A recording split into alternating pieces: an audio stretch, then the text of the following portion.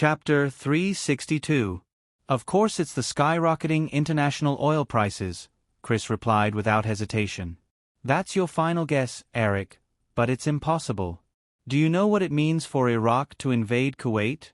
The proven oil reserves of these two countries accounted for 1/5 of the world's known oil reserves.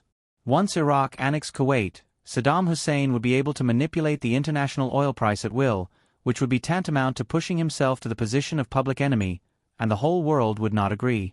Even if he's crazy, he won't do that. Since everyone thinks so, I want to take a gamble. I bet that war will break out in the Middle East within 3 months. Chris, if you don't want to help me, I'll just take the money and open an account at the New York Mercantile Exchange. You won't watch a layman like me get cheated, right? In the end, Eric played the emotional card. Chris listened to Eric's shameless tone and didn't know whether to laugh or cry. Eric, your net worth is now at the level of $1 billion. You can already buy everything you want. Is it necessary to take such a risk? You just said that you're going to withdraw the liquidity of all your companies. Once you lose all this money, it will be a big problem. The incident at the beginning of the year just happened. If the 7 major film companies know that Firefly's liquidity has dried up, they will definitely not hesitate to add insult to injury again. The business world is very cruel. Don't expect others to be merciful. Eric said confidently, why don't you think in a positive direction? What if I'm right? Chris smiled and played with a pen in his hand. He softly advised, Eric, why don't you calm down for a few days, play in New York, or go on a vacation? Chris, I'm very calm. I've already decided. If you don't agree, I'll go to a futures brokerage company and do it myself. Eric pretended to get up. Chris saw that Eric was not pretending, so he helplessly waved his hand and said, Okay, I promise you. Sit down first. The two of them discussed some details, and Chris called the company's finance manager over.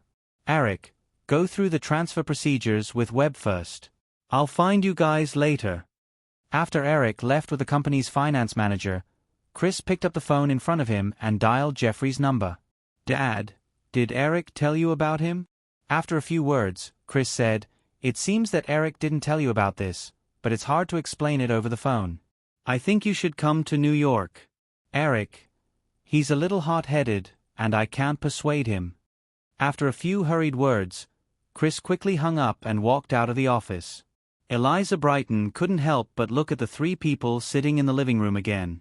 This was Eric's second day in New York. After finishing the filming of Basic Instinct, Jeffrey went back to the farm he bought in Maryland to rest for a while. In less than a week, the old man rushed to New York because of a phone call from his son. At this time, the 3 of them were silent. Jeffrey had been persuading Eric for an hour, but Eric still had no intention of relenting. Chris saw that the situation was a little awkward, so he suddenly said to his girlfriend in the kitchen, Ellie, is dinner ready? Yes, it's ready, Eliza quickly replied. Why don't we eat first? Chris asked tentatively. Eric didn't want to argue with Jeffrey, so he said with a smile, Jeffrey, let's eat first. After dinner, you can continue persuading him. Don't starve yourself. The old man snorted with a sour face, then he got up and walked to the dining room. Eric shrugged at Chris, and Chris sighed helplessly. Eliza Brighton was a very talkative girl. If it was any other time, she would have found a topic or two to stir up the atmosphere at the table. However, at this time, the girl sat quietly beside Chris, eating dinner without saying a word. After eating dinner in silence for a while, Jeffrey finally said in a gentle tone, Eric, this matter can't be kept a secret. If you want to speculate in oil futures, sure, but you can't invest all your money in it, and you can't speculate with loans. If others know that you lost all your money, they will definitely take the opportunity to strangle you. Jeffrey, why can't you think positively? What if you make a profit? How can there be such a good thing? This is Wall Street, not Hollywood. We are all amateurs. Chris interrupted at the right time. Yeah, Eric, Wall Street is the territory of the financial giants. Futures is actually a 2-way bet contract. If you make money, it means that other people lose money. The more you make, the more other people lose money. Do you think your opponents will be willing to accept this? When I worked at Morgan Stanley, I saw with my own eyes the behavior of these big investment banks manipulating the financial market for their own interests. Not to mention the SEC, Securities and Exchange Commission. Even the FBI can't do anything to these giants. We have a small bet of $200 million. Those big investment banks don't have to target us, right? Eric shrugged and said casually. What's more, once a war broke out in the Middle East, the price of crude oil would soar.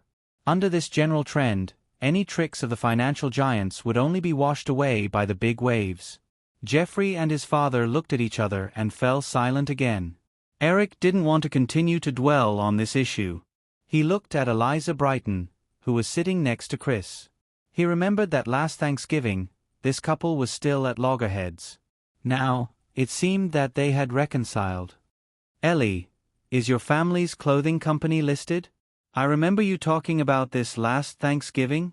Eliza looked at her boyfriend next to her with hidden bitterness and shook her head. It won't happen in 3 years. It's okay. When we make money this time, if you are willing, I can invest, Eric said with a smile. Eliza smiled and agreed. She didn't take it seriously. After spending a long time with Chris, the girl also knew how risky the futures market was. For an investor like Eric to invest a lot of money, it would be good if he could take it back in one piece. The possibility of making money was next to nothing. Eric, where are you staying now? Jeffrey asked again. I booked a suite at the 60 Soho Hotel on 6th Avenue. I plan to stay there for the time being. Jeffrey didn't know the location of 6th Avenue. He looked at his son and explained, 6th Avenue is very close to the New York Mercantile Exchange.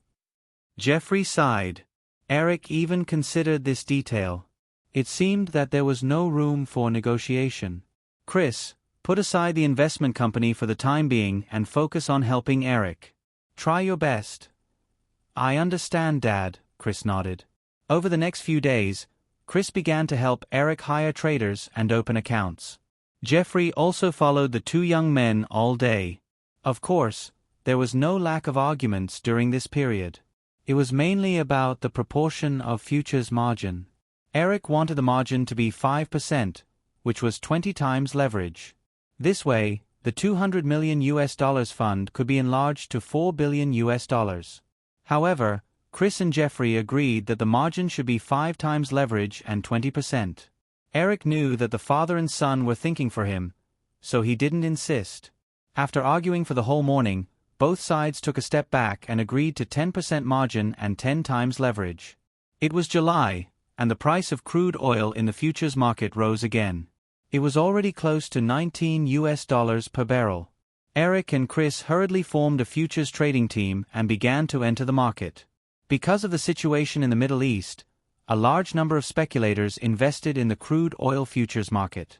The daily trading volume of crude oil futures on the New York Mercantile Exchange alone had exceeded 100,000 lots, 1,000 barrels per lot on the New York Mercantile Exchange. The daily trading volume reached $2 billion. With the current situation in the Middle East, many people were betting. Some hoped that the price of crude oil would fall back to $14 a few months ago. Of course, there were also people who believed that the price of crude oil would continue to rise. Therefore, Eric's team was not too eye-catching. However, in order not to attract too much attention, Chris controlled the daily trading volume to about $10 million. According to this progress, it was enough to spend all the $200 million fund before August. Eric didn't raise any objections. As Chris said before, after the price of crude oil rose to $19, it no longer rose sharply. Instead, it began to fluctuate between $18 and $20. Jeffrey was more worried than the two young people every day. Although the delivery date of the futures contract Eric bought was after October, the profit and loss of the futures trading was calculated daily. After the close of every day, Jeffrey would take a calculator and calculate how much he earned and how much he lost. Worried that the old man would have a heart attack, Eric and Chris persuaded Jeffrey more than once to go back to the Maryland farm. However, all kinds of methods were used to no avail. After another busy day, Eric returned to the hotel where he lived. After taking a shower, he was planning to make a few phone calls back to Los Angeles when he heard the doorbell ring. Although many people knew that he was in New York, not many people knew the address of the hotel where he lived. Eric curiously opened the door. A petite figure directly jumped up and threw herself on Eric's body, coiling around his waist like a koala. This situation was really immoral. Eric quickly returned to the room and closed the door. Only then did he pull Drew off his body and asked, "Didn't you go to Hawaii for a vacation? I remember you said that you wouldn't be back for a few weeks. Why did you suddenly come here?" The girl let Eric throw her on the sofa. Lying there, she supported her round little chin and looked at Eric with sparkling eyes. She laughed and said, "Jeffrey said that you are crazy. He asked me to persuade you to go back to Los Angeles for treatment."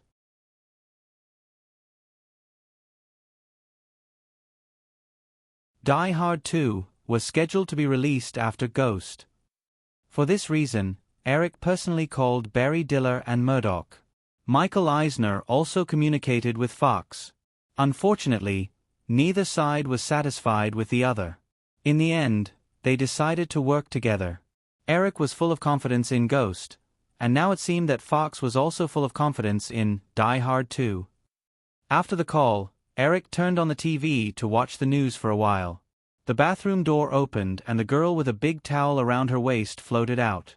Facing Eric's helpless expression, the girl was quite self-righteous. "There's no bathrobe in the bathroom. Where's your luggage?" The girl pointed to the small satchel on the sofa that she had brought with her. "There." Eric looked in the satchel. There were only passports and a few girls' belongings in the satchel. He helplessly got up and said, "Forget it, wear my t-shirt first. I'll call someone to buy you clothes." "Okay." Drew followed Eric into the bedroom. "You're as tanned as a little girl. Don't show off, put it on." Eric threw a t-shirt at the girl and joked, "You're being racist, I protest." Drew unhappily took the t-shirt and put it on. Seeing Eric walk out of the bedroom, the girl quickly caught up and said, "It'll turn white soon." The next day, when Jeffrey saw Drew and Eric show up at the New York business firm together, he was disappointed to see that the little girl didn't do anything to stop them. The old man completely gave up the idea of persuading them. Besides, in less than a week, Eric had already invested 50 million yuan into the crude oil futures market. It was too late to do anything now. He could only pray to God that Eric wouldn't lose too much money. After discussing with Chris in the morning, Eric took a flight back to Los Angeles in the afternoon. Drew had just taken a 12-hour flight from Hawaii to New York the day before. She was still jet-lagged, so she did not come back. It was already 9 o'clock in the evening of July 4th when he returned to Los Angeles. The premiere of Ghost would be held on the evening of July 5th. Eric was not in a hurry to go to Firefly. After getting off the plane at the Los Angeles International Airport in Santa Monica, he called the people he needed to inform and went straight back to the Sharp Corner Manor. When he walked into the villa, only a few yellow wall lamps were on in the hall. However, the small living room on the east side of the hall was lit with fluorescent lights. Eric put down his luggage and walked over. The sound of the TV came from the small living room. He opened the door and looked inside. Jennifer Connelly seemed to have just taken a shower. Her hair was still wet. She was wrapped in a simple bathrobe and lying on the sofa watching the TV. She looked like a lazy and delicate Persian cat. Hearing the sound, the girl turned her head in confusion. When she saw Eric, she immediately got up from the sofa and rushed over with a happy expression. "Eric, you're back." Eric hugged the girl. "Yeah, what are you watching?" Jennifer Connelly affectionately held Eric's arm and walked to the sofa. She sat down and said, "Nothing, just killing time. I was going to sleep anyway." Eric looked at the TV and could not tell what TV series Connelly was watching. He said, "If you're bored, you can ask a few friends to come over and play." "I don't have many friends in Los Angeles," Connelly said disappointedly. Then she remembered something and got up. "By the way, Eric, they sent a lot of scripts these days," Connelly said as she walked out. After a while, she returned to the small living room with a huge stack of scripts that was 30 centimeters thick. Eric was surprised and helped the girl put them on the coffee table. It seemed that these were all complete scripts. There were at least 40 to 50 of them. Chapter 364. Why are there so many? I remember there were only 5 or 6 people around when I talked about this. Jennifer Connelly's expression was filled with unconcealable excitement. In the past, she had to put in a lot of effort just to be the female lead in a small production. Now, she had a bunch of scripts delivered to her door just by staying at home. This kind of treatment made her feel a little smug. Of course, Connelly did not forget who had given her all this. She leaned on Eric affectionately and said, "I'm not too sure either. Maybe the news was accidentally leaked. In the past few days when you were gone, there were people delivering scripts every day. Some of them were even delivered to Jim." Jim was shocked and thought that someone had delivered the wrong script. He only found out the reason when he called to ask, so he sent them all over. Eric picked up a script and flipped through it casually. He thought of the girl's manager, Jim Rester, and asked, "Did Jim give you any suggestions?" Connelly shook her head. Jim can't afford to offend the people who delivered the scripts to him, so he brought them all over for you to decide. Eric smiled and said, "That's good too. From the films you picked for you before, Jim's taste isn't very good either. Actually, he's not bad. It's just that we didn't have much choice in the past." After all, Jim Rester had helped her manage her career for so many years. Connelly weakly spoke up for him. Eric did not respond. He flipped through the information of a few people who delivered the scripts and casually threw them on the coffee table. He sneered and said, "They all have a good plan. How can there be so many good things in this world?" These film companies obviously wanted him to pick a suitable script, then produce it and use his fame to make money. In the end, they could even drag him into it. Connelly could feel the displeasure emanating from the man. She shrunk her neck and looked at the pile of scripts worriedly. She was afraid that Eric would reject them in a fit of anger. In the past few days when Eric was away, the girl had taken a liking to a few of the scripts and had even discussed it with Jim Rester in private. However, Connelly also knew that although these people were nominally inviting her to be the female lead, they were actually targeting Eric. She did not have any say in it. "It's too late. Let's talk about it tomorrow." Eric stood up and said to Connelly, "Baby, I'm going to take a shower first. Can you prepare a cup of warm milk for me?" "Sure." Connelly nodded and watched Eric leave the small living room. The girl turned off the TV and cleaned up the small living room. She looked at the pile of scripts reluctantly before she turned off the lights and walked through the hall to the kitchen on the west side. The woman took out a glass from the cupboard and poured pure milk into it. Then, she placed the glass of milk into another large measuring cup and slowly poured boiling water into it. She patiently waited for the milk cow to be heated by the boiling water. The reason why he didn't choose to heat the milk directly was mainly because too high of a temperature would destroy the nutrition of the milk.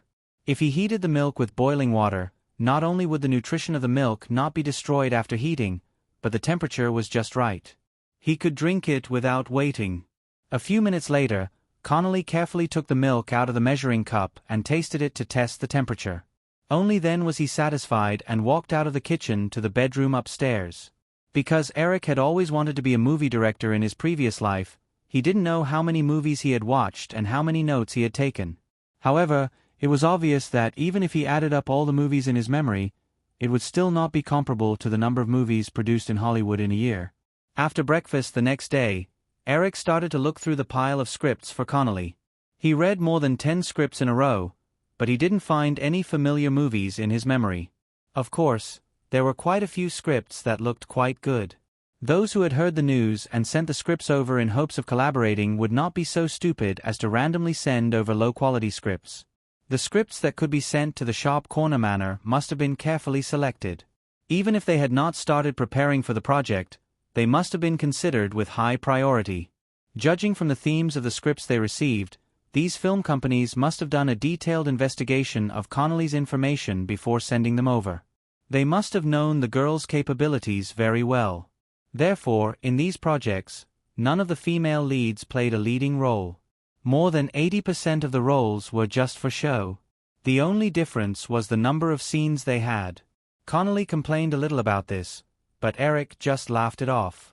Even he himself only regarded Connolly as a beautiful vase. No matter how eager the producers were, they would definitely not use a vase as an actress with good acting skills. Stop complaining. If you can be as good as Marilyn Monroe as a vase, your status will definitely be higher than those Oscar winners, Eric said to the depressed Connolly as he closed the stack of scripts and put them aside. He took out another script from the pile of papers in front of him and opened it.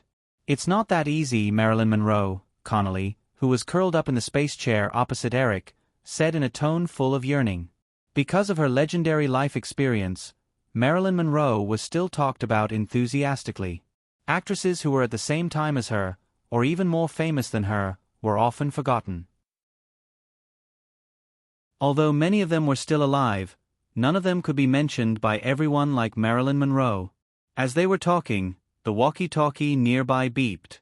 "Go to the gate and ask what's going on," Eric looked up and ordered. The girl put down the script in her hand, got up, and walked over. After saying a few words, she turned to Eric with a little surprise and said, "The guard said that Rupert Murdoch is here?" "What is this old fox doing here?" Eric muttered, but he could only stand up and walk over personally to ask the guard to let Murdoch in. Although Eric didn't like Murdoch, he still went out to greet him personally. Connolly hesitated and didn't follow. She knew Rupert Murdoch, and she was still a little afraid of a media tycoon like Murdoch. As soon as Eric walked out of the villa, a black Rolls-Royce drove over and stopped in front of the open space outside the villa. The driver quickly got out of the car and opened the back door. Murdoch walked out with a smile. Eric was about to greet him when the other side of the door opened by itself. Elizabeth got out of the car and raised her chin at Eric as a greeting. Eric grinned, but he was cursing Murdoch in his heart. "Old man, are you trying to kill me? You want to bring your daughter to protect me as soon as you meet me? That's not right. Sooner or later, I'll play with your girl until she gets pregnant and then abandon her." Murdoch hugged Eric, then looked at the villa next to him and said, "Eric, I've wanted to come and see you for a long time, but I haven't had the time." "Yes, everyone is so busy. Let's go in." Eric made an inviting gesture. Chapter 365. Eric was going to take Murdoch to the small living room, but after the old man entered the door, he took the initiative to go to Eric's study to take a look. Eric readily agreed. If Murdoch lowered himself to be a commercial spy, he would accept it. Not to mention that even in the study, the most important things were generally in the safe. When Jennifer Connolly walked into the study with a pot of coffee, she saw an old man in his 60s with his hands behind his back. He was standing by the wall full of scripts, looking up at the drawings on the wall and admiring them from time to time. The woman quietly put the coffee pot on the coffee table and walked softly to Eric's side. "Eric, is this part of the script for Jurassic Park?" Murdoch suddenly pointed to an area on the wall and asked. "Well, these are just preliminary ideas," Eric nodded. Elizabeth, who was standing next to her father, snorted discontentedly. "Maybe even the script has been written." Eric shrugged and made a "whatever you say" expression. Elizabeth suddenly became more proud. Murdoch didn't seem to see his daughter bickering with Eric. He continued to point to the drawings of several disaster movies and asked, "What about these?" Eric didn't intend to explain in detail to Murdoch as he did to Cameron. He just said lightly, "This is another series. Tsunamis, hurricanes, strong earthquakes, thousands of miles of ice, collision between heaven and earth. Sesuke, if these scenes on the drawings can be perfectly displayed on the big screen, the sensation it will cause will be no less than that of Star Wars," Murdoch praised from the bottom of his heart. Eric's large investment in the digital field was no secret in the industry. Many people thought that Eric had too much money and was hot-headed. Before seeing these drafts, Murdoch also had this idea. However, after seeing Eric's huge plan with his own eyes, the old man immediately understood that not only was Eric not hot-headed, but he was playing a very big game of chess. "It definitely can't compare to Star Wars. This series is very difficult to replicate," Eric said honestly. It wasn't that he was being modest, but Star Wars had become a cultural symbol, and the value it had generated was immeasurable. Although the planned Jurassic Park series and disaster film series would definitely cause a huge sensation, it was unrealistic to expect them to surpass the influence of Star Wars. Of course, if it was just based on box office, there was still a chance. Murdoch looked at it again and then went to the sofa in the corner and sat down. Connolly felt that the study was not a place he should be. He squatted beside the coffee table and poured coffee for the three of them. Then he whispered to Eric, "Eric, I'll go out first." Eric nodded and looked at Elizabeth, who was sitting next to Murdoch. "Liz, someone has sent a lot of scripts over these days. TG hasn't decided on the next movie, right? You can go pick one with Jenny." Seeing that Eric was going to kick her out with his little vase, Elizabeth raised her eyebrows in dissatisfaction and glared at Eric. "Why don't you let me pick one here?" Eric said lightly, "You can't support the project here." Elizabeth, who felt that she was being looked down upon, was even angrier. She was about to refute when she saw her father give her a look. The girl snorted but didn't throw a tantrum. She stood up slowly and was about to go out when she saw Connolly standing next to Eric. She rolled her eyes and took the girl's arm intimately. "Miss Connolly, you're so beautiful. You smell so good. What perfume do you use?" Connolly glanced at Eric and was dragged out by Elizabeth. When she heard Elizabeth's words, she quickly said, "Thank you, Miss Murdoch. It's Chanel." "Ah." As Connolly was speaking, he suddenly felt that he was grabbed by a small hand. He cried out in surprise and looked at Elizabeth beside him in disbelief. Because Eric was sitting facing the exit, he just happened to see the whole process of Elizabeth reaching out to grab Connolly. After the girl finished, she turned her head and looked at him as if to show off. The corner of Eric's mouth couldn't help but twitch. "Is this taking advantage of me? Little girl, is it appropriate for a woman to do this?" Murdoch followed Eric's surprised gaze and turned his head, only to see his daughter walking up the stairs with Connolly. "Eric, what's wrong?" Nothing." Eric shook his head and took a sip of coffee to calm himself down. After the two women left, the two drank coffee slowly and talked about the weather in Los Angeles for a while. Then Murdoch tentatively got to the point. "Eric, I heard that you've been raising funds recently?" "Yes, because I have to do something," Eric said, quickly thinking about Murdoch's intentions. The less than $200 million drawn from several companies such as Firefly was certainly not enough to satisfy Eric. This money could only be expanded to $2 billion according to 10 times leverage. The expected profit was far from Eric's expectations. He needed more chips. Therefore, Eric had been trying his best to raise more funds during this period of time. His credit cards were all over the limit, and he didn't even let go of Virginia's, Nicole's, and the other women's money. Originally, a bank loan was the best way, but it would take at least a month to get a large sum of money from the bank. By that time, it would be August, and the war in Kuwait would break out. It would be too late to get the money. The matter of Eric speculating in crude oil futures was not a top secret. With Murdoch's strength, it was easy for him to know the inside story. Although he didn't know what was wrong with the little guy in front of him this time, Murdoch judged from his behavior that Eric was making a big gamble. Everyone knew that 9 out of 10 gambles would lose. Although Eric had made amazing achievements in Hollywood in just 2 years, Murdoch absolutely did not believe that Eric could replicate the same miracle on Wall Street. Therefore, he keenly felt that this was an excellent opportunity. Before entering this room, Murdoch's original plan was to lend Eric a sum of money. If Eric lost the money in the oil futures market, Murdoch could legitimately propose to redeem the 10% shares of Fox TV. Although Eric had not intervened in Fox's affairs before, the 10% shares were like a thorn that made Murdoch restless. But when he saw Eric's huge plan for several special effects blockbusters, Murdoch quickly changed his original plan. Compared to getting back the shares of the TV station, Murdoch felt that it was obviously a more cost-effective business if he could invest in Firefly. "Eric, if you need funds, Fox can lend you some." "What are the conditions?" Murdoch went straight to the point. Eric did not beat around the bush. He put down the coffee cup in his hand and asked seriously. Murdoch relaxed on the sofa and said with a smile, "It depends on your sincerity." "How much money can Fox come up with?" within 10 days at most. 10 days. Murdoch straightened up again. Eric, 10 days is too short. Eric said, Mr. Murdoch, if I have enough time, I will go directly to the bank for a loan.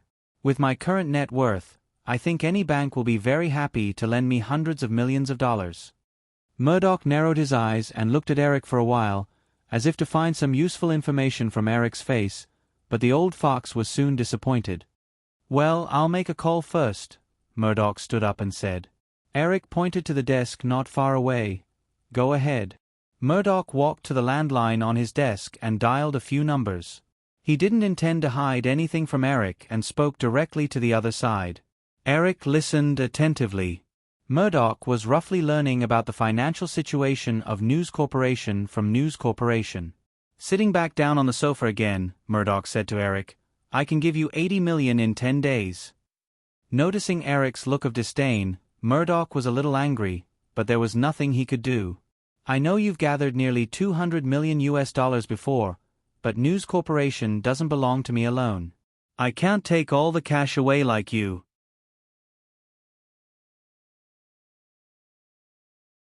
Chapter 366. Okay, 80 million it is. Eric quickly understood Murdoch's situation. Although News Corporation was firmly controlled by Murdoch, the Murdoch family only had 40% of the shares. If Murdoch wanted to withdraw all the liquidity like Eric did with Firefly, he would definitely be strongly opposed by the other shareholders. Eric, I need to give the shareholders a full explanation for withdrawing $80 million in 10 days. If you don't pay back the money by the end of the year, I want to convert the funds into shares of Firefly. What do you think about 10%? 5%.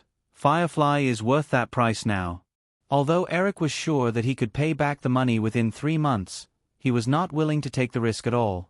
Murdoch immediately shook his head and said, No, Eric, I can't explain to the shareholders if it's 5%. I heard that you opened another shell production company. The two of them bargained back and forth for a while before finally settling on an agreement of 8%. After confirming the deal, the old man and the young girl walked out of the study. They could hear Elizabeth's laughter echoing in the hall from afar. Liz, do you want to tear down my house with a sonic attack? Eric asked jokingly when he found the two women sitting by the floor-to-ceiling window. I want to tear you apart. Elizabeth, who was lying on the sofa reading the script, sat up and made way for her father to sit down. At the same time, she rolled her eyes at Eric. Eric walked to Connolly and sat down next to him. He asked the girl, What were you laughing about? It's a script that imitates Tom Cruise's Top Gun, but it does take the comedy route, and the plot is very jumpy. Connolly tilted his head and thought for a while before he came up with a suitable adjective. Eric blurted out with some disdain, It's Top Gun again. How can this movie be so easy to copy? Although the original movie was claimed to cost less than $20 million, it was fully supported by the military at that time. It was a recruitment propaganda film itself. As he spoke, Eric suddenly remembered something and said to Elizabeth, Liz, let me see the script. Elizabeth handed the script over. Eric glanced at the English title and couldn't recognize it for a moment. However, after flipping through a few pages, he quickly remembered the movie. The script in his hand was the famous American nonsensical comedy, Condor Rebel. In his memory, this movie was starring Charlie Sheen, the male lead of 2.5 Men. The movie had a plot similar to Top Gun, but the content was extremely parody. Not only did it imitate many classic Hollywood movies, but it also included a lot of mockery of famous people and events in recent years. In the early 1990s, most of the Hollywood comedies were still fairly standard. Therefore, the appearance of a complete spoof like The Fighting Condor immediately caused a sensation. Noticing the change in Eric's expression after seeing the script, Murdoch, who didn't care too much, became curious and asked in a low voice. Why, Elizabeth leaned close to her father and said, It's Fox's script. Hearing this, the old fox immediately relaxed. He poured himself a cup of coffee and waited patiently for Eric to open the script. Eric, I saw this script first. Why, Elizabeth said immediately when Eric looked up. Eric handed the script to Connolly next to him and said to Why, Elizabeth, the script has been approved. Are you going to poach Fox? Humph, of course I won't do that, but don't forget what you said just now. Let me pick a script. I know you have 30% of the investment share. Give it to me. Eric directly threw the girl a "what did I just say?" expression, which made Elizabeth so angry that she almost jumped up.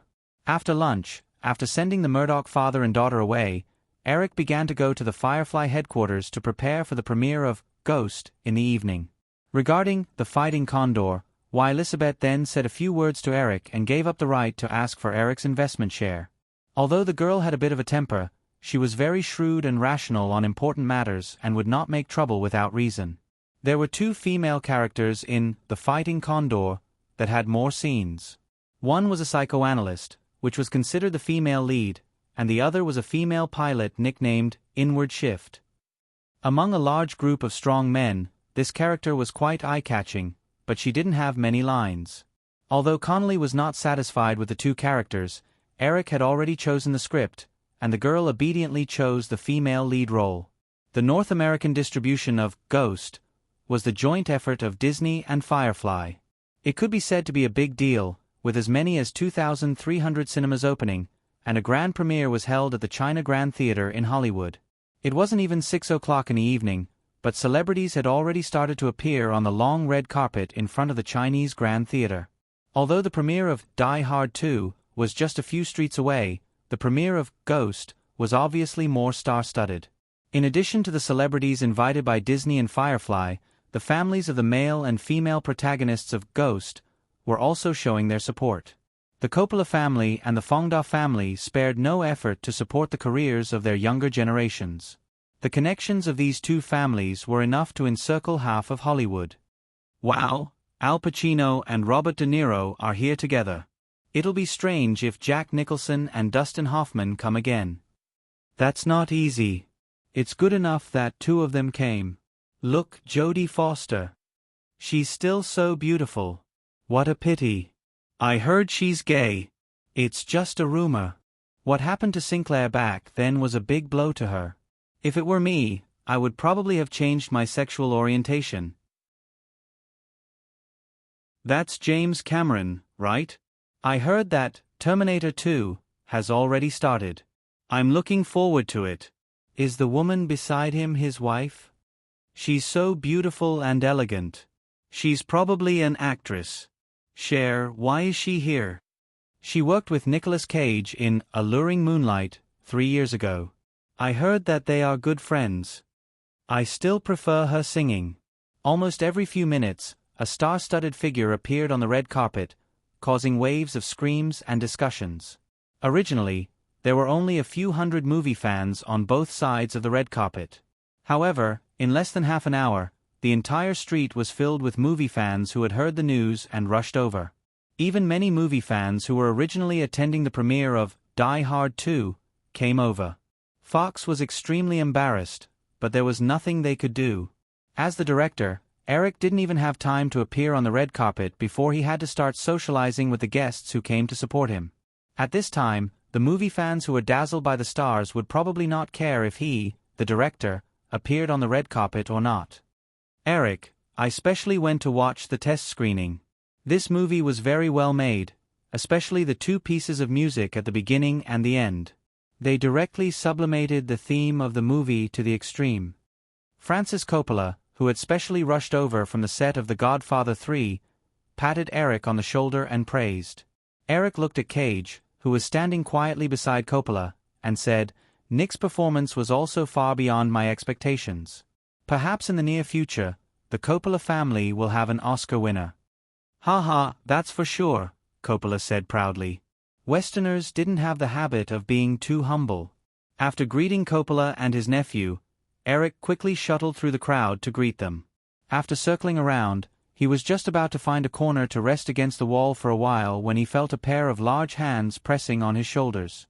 He turned his head and saw the aggressive James Cameron and the meaningful smile on Catherine Bigelow's face. "Jim, Kate, how are you?" "Thank you for coming," Eric hurriedly greeted them. James Cameron, however, didn't have the polite smile he had on the red carpet. With a straight face he asked, "Eric, where's the money? The casting for Terminator 2 has already started, but Black Ant's finance department told me that the company has no money.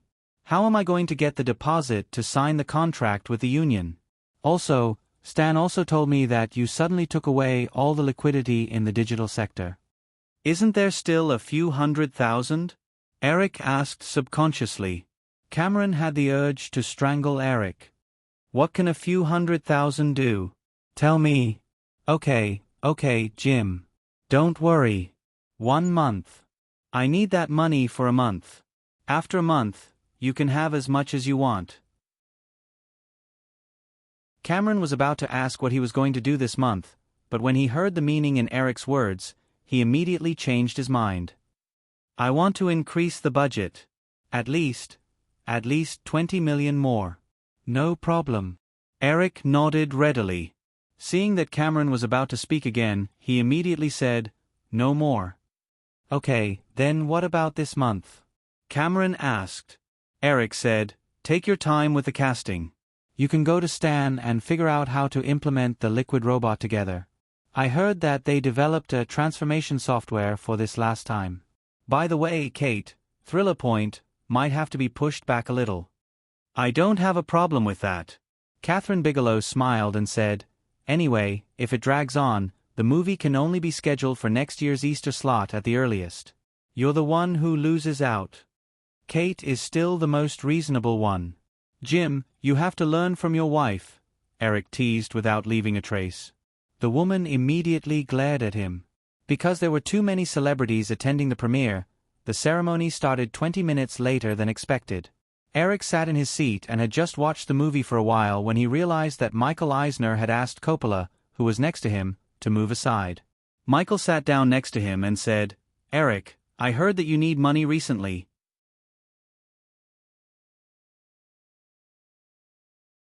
Chapter 367. Another guy with the same idea as Michael Eisner. Eric felt very happy. At this time, what he needed most was a large amount of cash. Disney had delivered itself to his door. Even if Eric didn't like Michael Eisner, he didn't intend to refuse. But on the surface, Eric asked without any ridicule, does Disney still have money? Michael Eisner's face suddenly became a little ugly. During the summer, Disney's Bo Wei had released 4 movies. Except for an unknown small production that acted as an agent for another production company, the other movies were all big productions with investments of more than $30 million. In addition to Firebird Strikes Out and The Rocket Expert, at the end of June, Disney also released Little Devil. This movie was produced in cooperation with Spielberg's Abe Film Company. It told the story of a small town that was invaded by mutated spiders.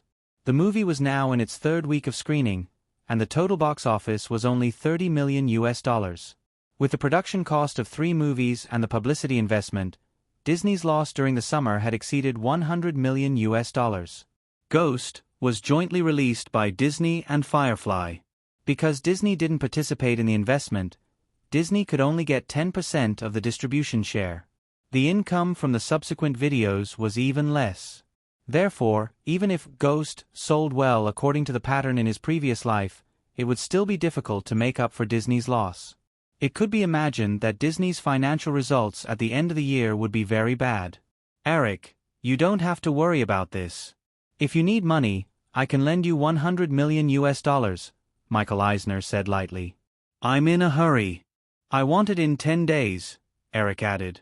Michael Eisner suppressed the joy in his eyes and said, no problem, but Eric, since you want the money in 10 days, then you have to return the money in 3 months. Otherwise, Firefly's shares? Eric took the initiative to say. Michael Eisner nodded. My request is the same as Mr. Murdoch's. $100 million at 10%.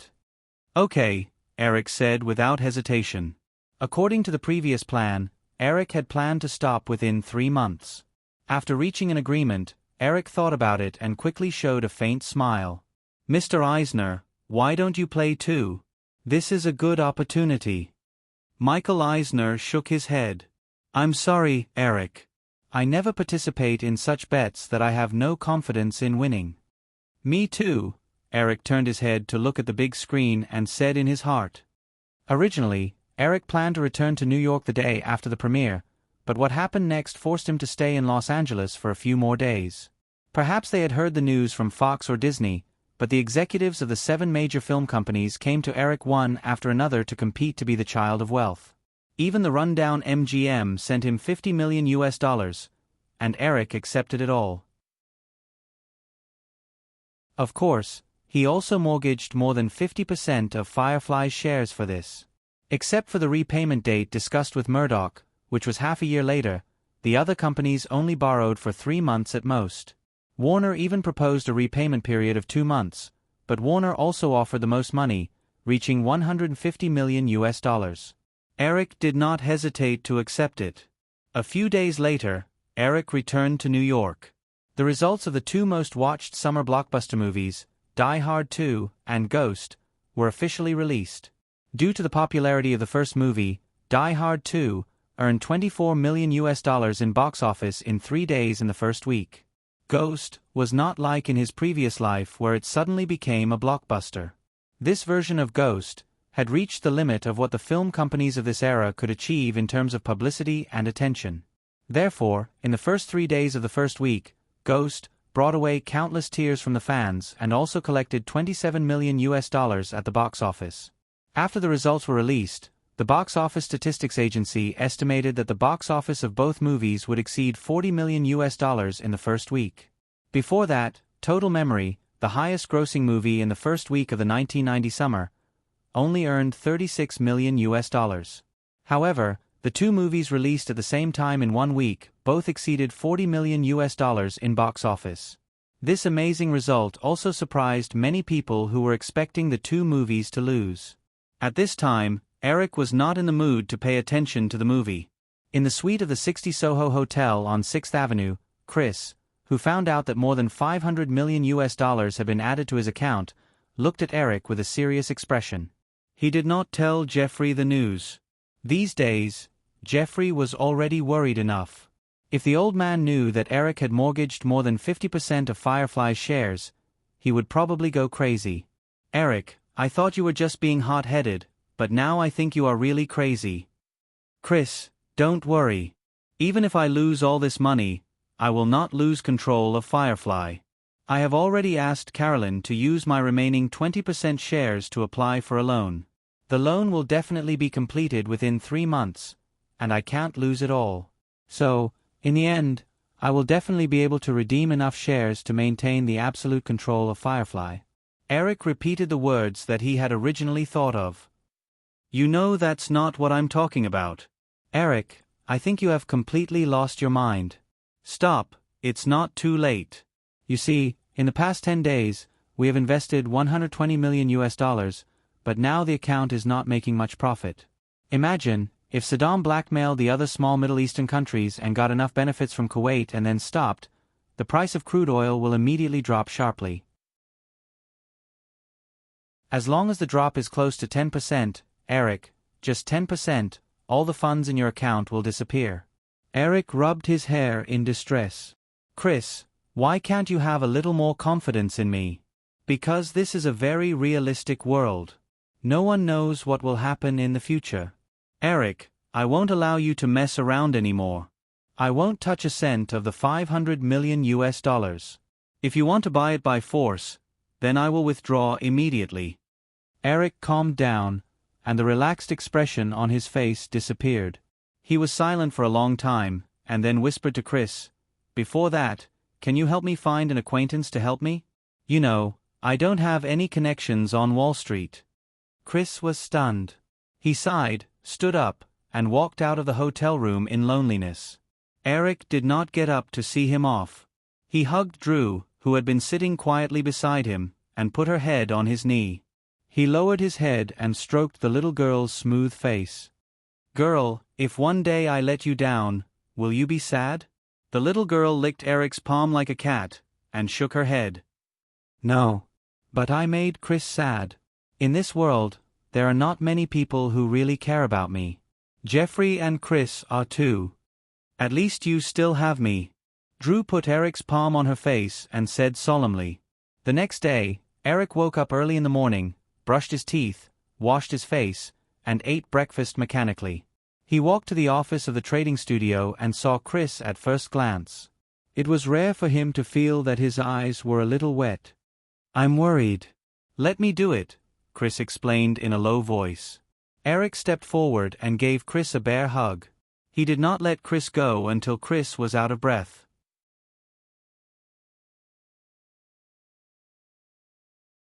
Chapter 368.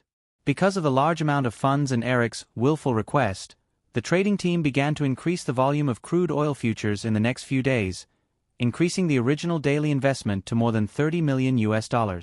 By mid-July, Eric had invested $250 million in the futures market. Because crude oil prices had been fluctuating for the past 2 weeks, this amount of money had not increased, which made Chris even more worried. On July 16, early in the morning, a piece of news published in the New York Times quickly spread around the world. In the early morning of July 16, the Iraqi Communist Party and the National Guard, an elite armored tank division fully equipped with Soviet-made equipment, suddenly gathered at the Iraq-Kuwait border. At the same time, there was another shocking piece of news from the bilateral negotiations.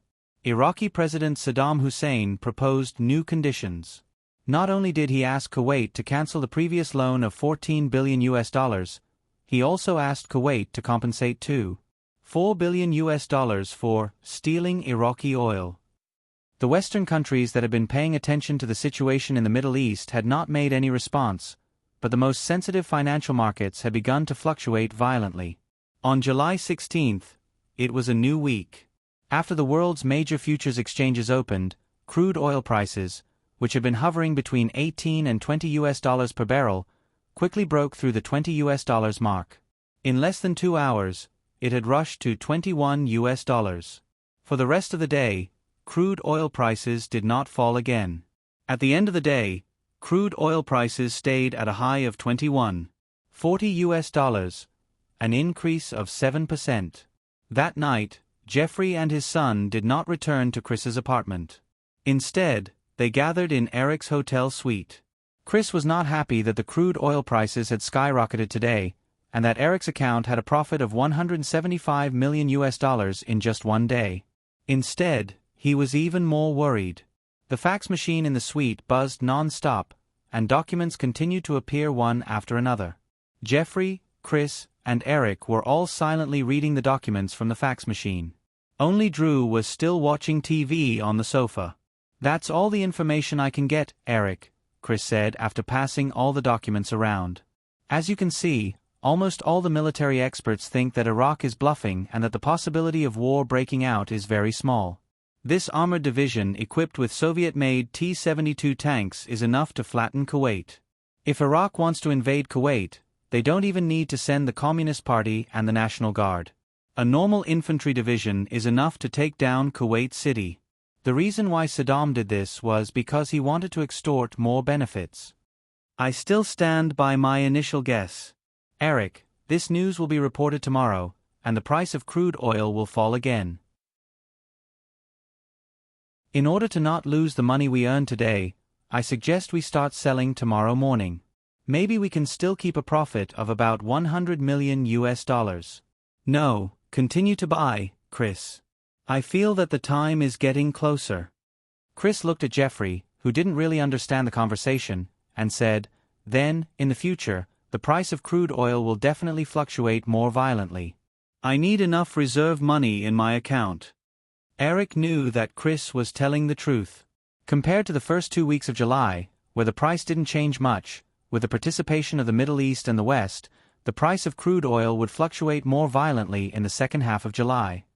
"No problem, you can do it according to the situation." Seeing that Eric wasn't stubborn this time, Chris heaved a sigh of relief. On July 17, the analysis articles that Eric and the others had read the night before appeared on the pages of major newspapers around the world.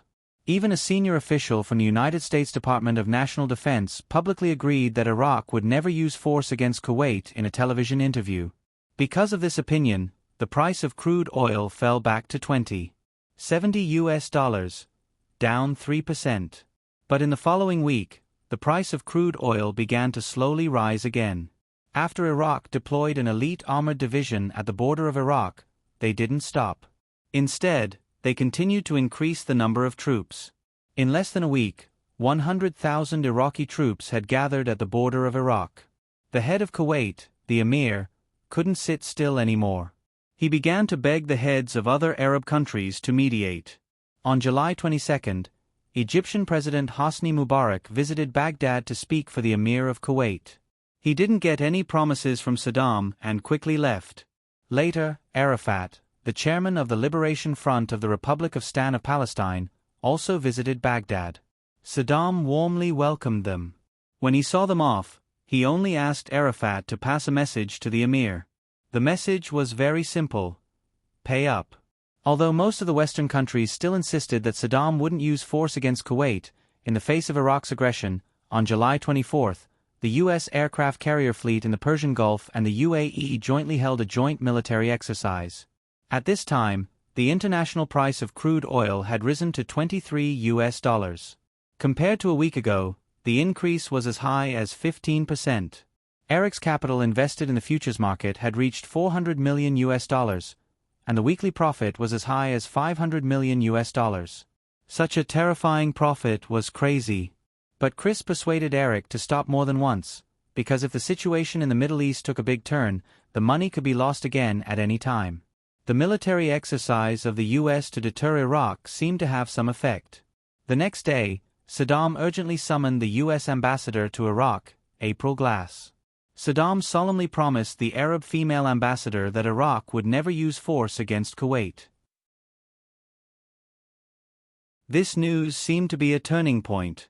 In the next few days, the price of crude oil began to slowly fall. Most of the investment institutions began to look down on crude oil prices. In this case, more and more speculators began to crazily short crude oil.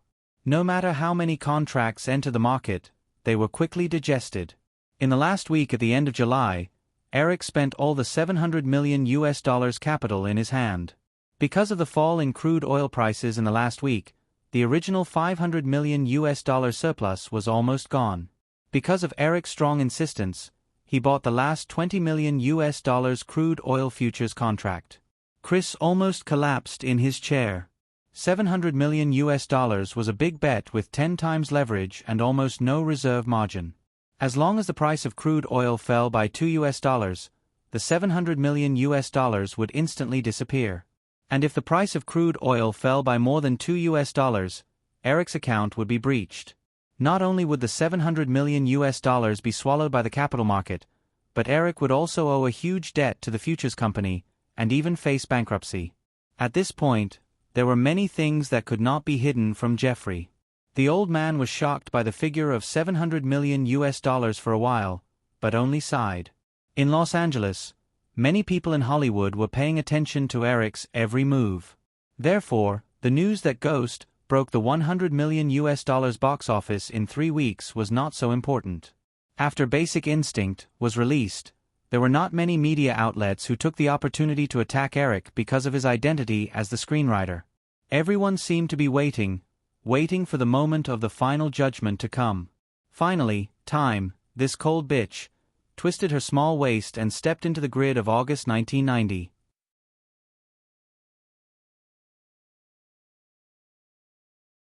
Chapter 369. While most people were still skeptical about whether Iraq would invade Kuwait, at 6 o'clock in the morning on August 1st, Kuwait time, Iraq's 8 combat divisions gathered at the border of Iraq quickly launched an attack formation in just one day. The radio communication that was originally in a silent state also began to send out dense encrypted messages. The U.S. military, who observed all this through military spy satellites, realized that Saddam was really going to do something. But it was all too late. The Pentagon only had time to send a special level war warning to the Kuwaiti authorities. At 1 o'clock in the morning on August 2nd, Kuwait time, with Saddam's order, Iraq's 100,000 troops crossed the border of Iraq and swept into Kuwait. The news of the war spread around the world in less than an hour, shocking the world. The moment the war broke out was exactly 6 o'clock in the evening on August 1st. And before the close of the day, well-informed investment institutions seized the last opportunity to enter the crude oil futures market. In just 2 hours before the close of the day, the the price of crude oil rose by $0.07 and closed at $21.60, an increase of 3%. However, for the speculators who had invested a huge amount of money in the crude oil futures market, this was just the beginning. A door had opened, and some people had stepped into heaven, and some people had stepped into hell. When the war broke out, everyone in Eric's team breathed a sigh of relief. Although they still had a lot of doubts in their hearts, they finally had a good night's sleep after more than a month. In a corner of the Persian Gulf, the sound of cannons rumbled. In the suite of the 60 Suhao Hotel, Eric hugged his girlfriend and slept very soundly. At midnight in New York, it happened to be dawn in the Persian Gulf. The Iraqi army only took 8 hours to occupy the entire territory of Kuwait. After 17 hours, the war was completely over. Saddam announced to the world that Kuwait had merged with Iraq and became Iraq's 19th province. The Emir of Kuwait took his family and fled to Saudi Arabia in a helicopter. New York, Thursday, August 2nd. After a good night's rest, Eric and Drew had breakfast together. At 9 o'clock, they met with Chris and the trading team. At this time, everyone in the team looked at Eric with surprise and doubt, but Eric had no intention to explain to anyone.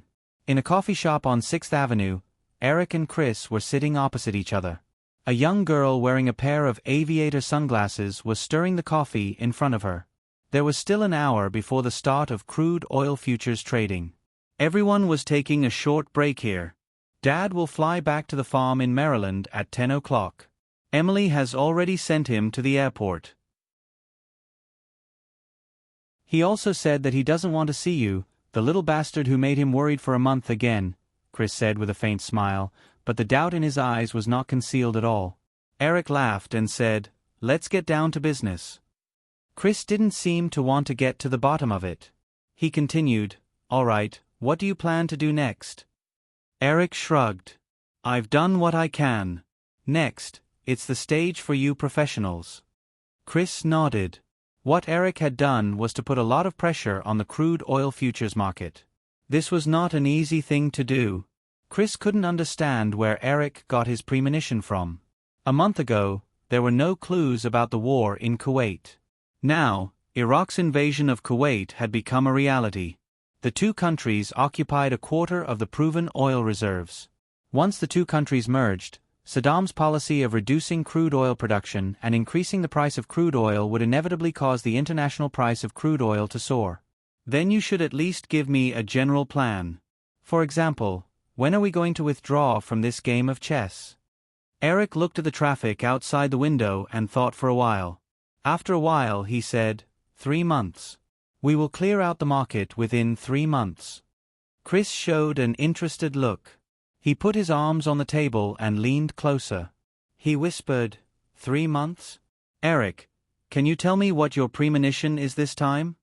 Eric said in a low voice, I have a premonition that on the last day of October, many ghosts will appear in the streets of the Federation. They will take away countless candies from the hands of thousands of families. Drew, who had been listening attentively, burst out laughing. Chris also rolled his eyes. After making a joke, Eric spread out his hands. Chris, I'm not a psychic, really. So don't ask me what my premonition is. Being able to bet on the right situation this time was largely due to luck. All right, then I won't ask. I will follow your arrangement and leave within 3 months. After saying that, Chris began to focus on the snacks and coffee in front of him. Eric was secretly relieved. He didn't know how to explain this to Chris. It seemed that he would never be able to explain it clearly. Because the electronic trading system only started to be used in the futures market in 1992, the crude oil futures trading was still mainly done manually. At 10 o'clock in the morning, the crude oil futures market opened. The price began to rise at a very steep curve. Eric and his girlfriend walked around the bustling trading hall. They couldn't take it anymore and left. Just as he said in the coffee shop, he had already done what he could in July. Now, everything could be left to Chris and the trading team. After returning to the hotel with Drew, Eric was stopped by the receptionist at the front desk. Mr. Williams, please wait a moment. Eric looked at her in confusion. The waitress handed him a piece of paper filled with phone numbers. This is the number of people who called you after you went out in the morning. They said that they couldn't get through to your cell phone or the landline in your room. Oh, I turned it off to prevent being disturbed, Eric explained. He took the note, thanked the receptionist, and went back to the room with Drew. Eric, who's calling? In the elevator, the little girl poked her head out and looked at the note in Eric's hand. A group of old men in Los Angeles, Eric said casually. Drew saw the names such as Rupert Murdoch, Michael Eisner, Steve Ross, and others. He looked away in boredom. Back in the room, Eric connected the phone line and dialed the number in his hand. As soon as the call connected, Eric immediately pursed his lips and put on a distressed look. Mr. Murdoch, I'm sorry, I wasn't in a good mood before, so I unplugged the phone line. No, it's okay. It's hard to say now. A few minutes later, just as Eric hung up the phone, he caught a glimpse of the girl on the sofa hugging a pillow and rolling around happily. Eric reached out and gestured in front of his mouth, making a zipper action. The girl immediately nodded sensibly.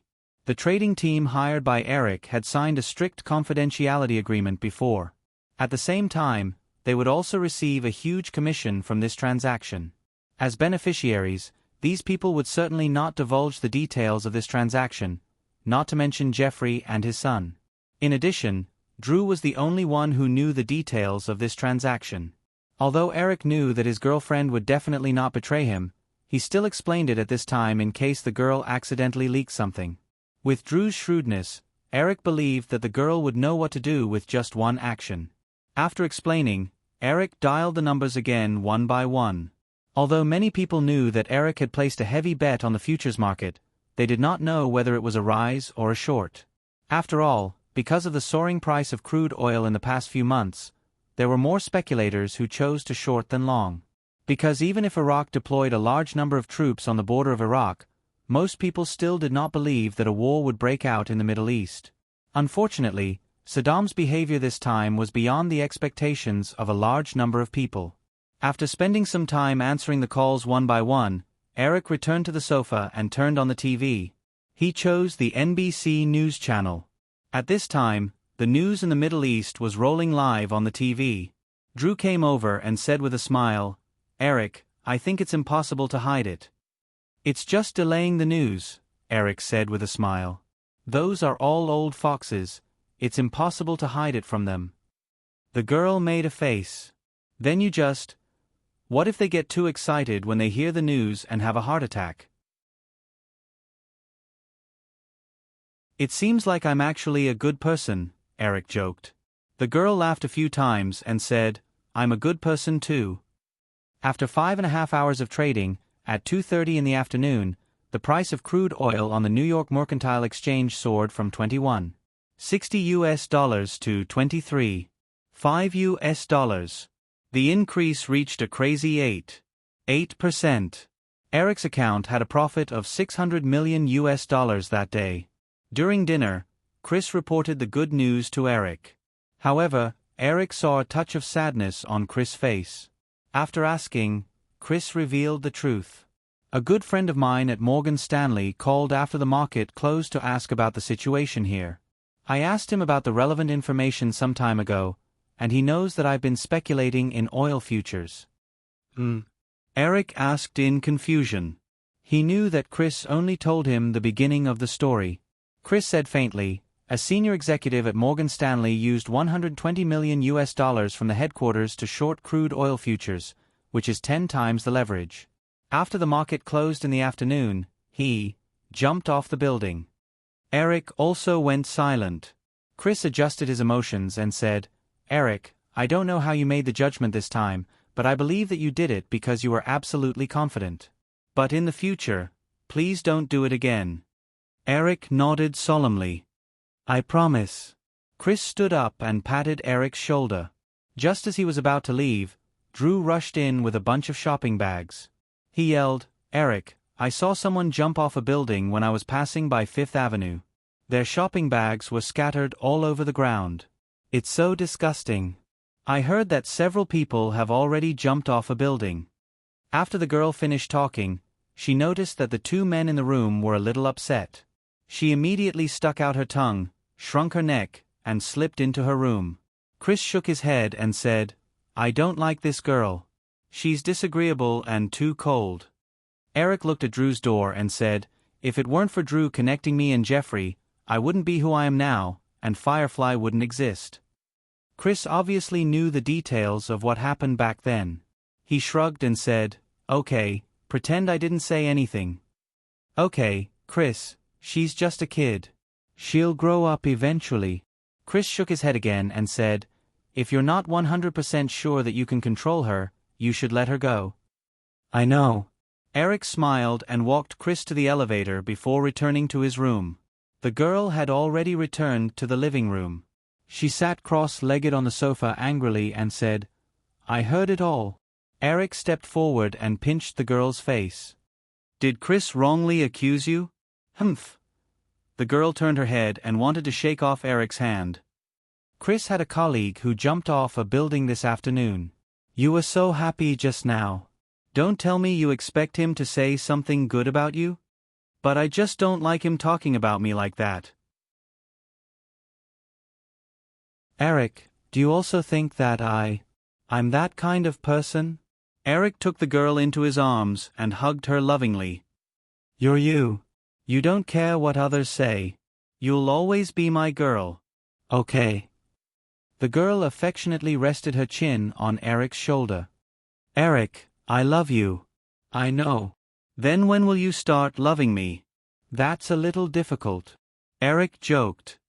"Look, you've gained weight recently. I don't like fat girls." "No way."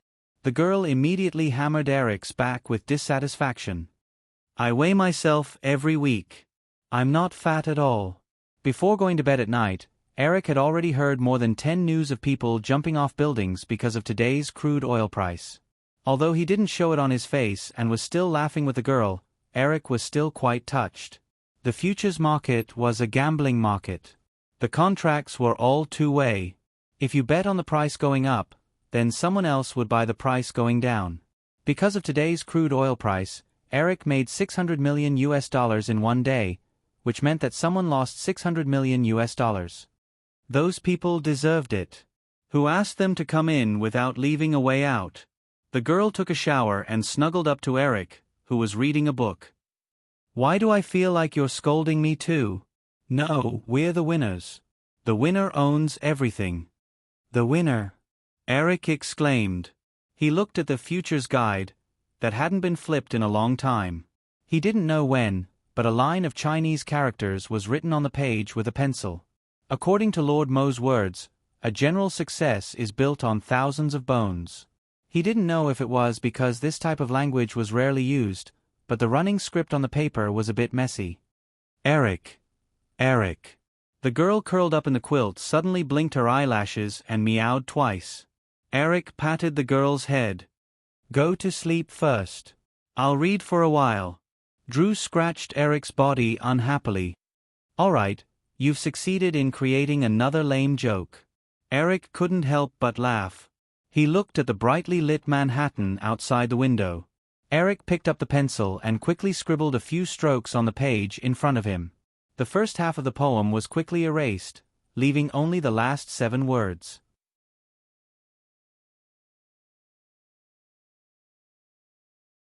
Chapter 370. From the beginning of August, Eric stayed in New York for another half a month before returning to Los Angeles.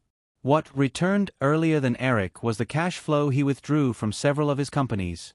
With the return of hundreds of millions of dollars to Firefly and other companies, the companies that had panicked because of the sudden depletion of funds quickly returned to normal operations. Firefly's CFO, Carolyn Elliott, also quietly withdrew the loan application from Citibank in early August. At this time, even the slowest person realized that Eric had won the bet. In the Middle East, after Saddam annexed Kuwait, he did not stop his offensive. After eliminating the internal resistance in Kuwait, he directly pressed against the border of Saudi Arabia. If the annexation of Kuwait only shocked the Western countries, then Saddam's actions at this time made most of the Western countries feel fear. Because Saudi Arabia, which had a land area of more than 2 million square kilometers, only had 70,000 conventional troops. On average, it was worse than Kuwait, not to mention the ability to resist Iraq's invasion. Once Saddam invaded Saudi Arabia again and blocked the Persian Gulf, then the Western countries would completely lose control of the Middle East. The proven crude oil reserves of Iraq, Kuwait, and Saudi Arabia accounted for 45% of the world's total reserves, and the remaining 55% were scattered around the world. Therefore, once Iraq annexed Saudi Arabia again, then Saddam would shout a high price of $100 per barrel, and the Western countries could only obediently pay the price.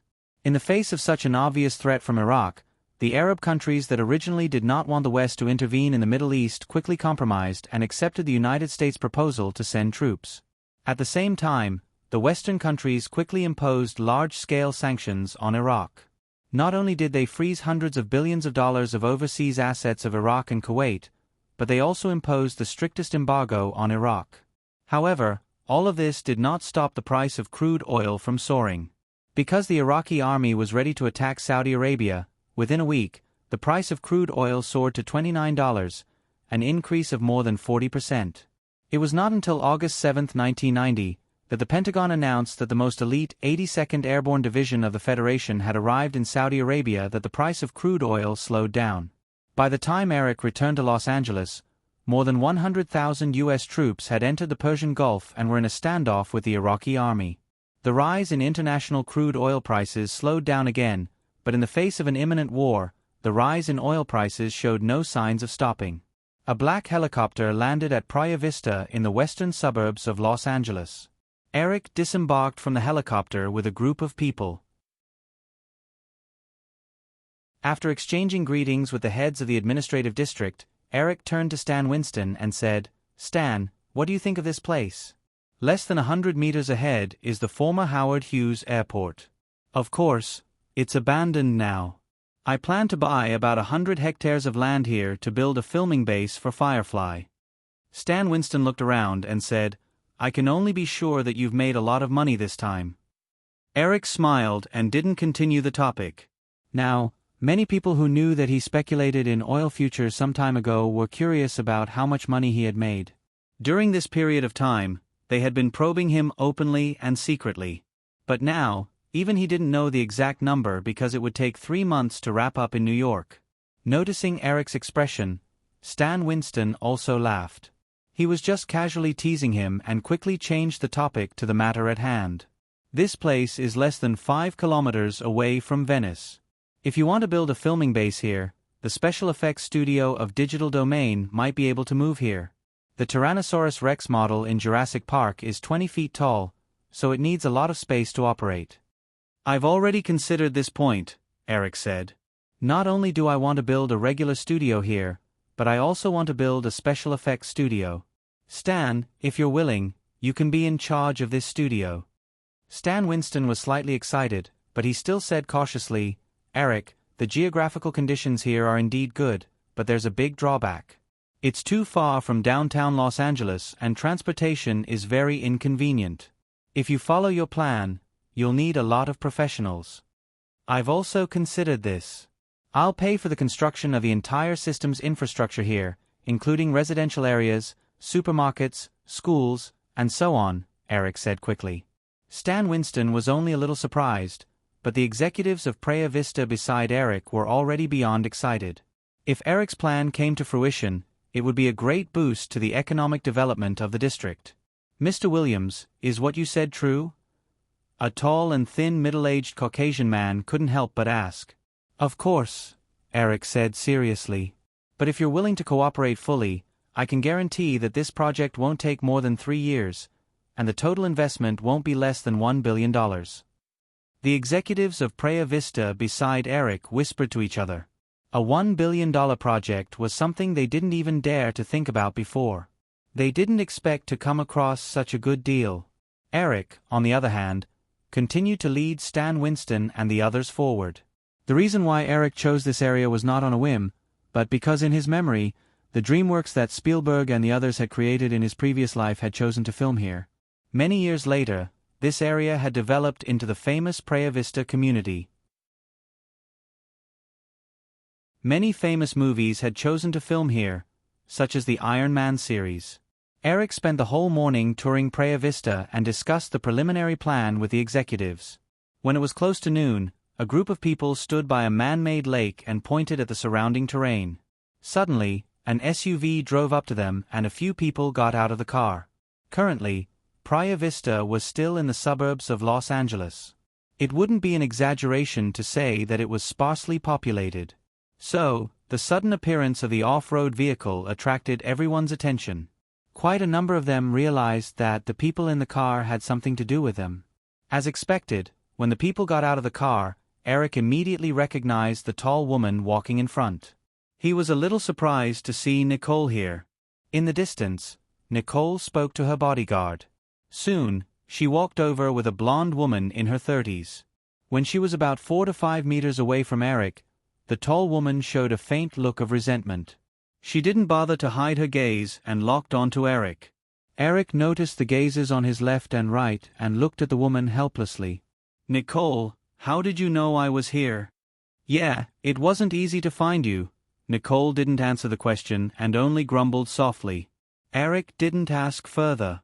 Only a few people knew about his whereabouts. He knew where Nicole got the news from. Eric turned to the blonde woman beside Nicole. "And this is... Nice to meet you, Mr. Williams. I'm Parker Kingsley."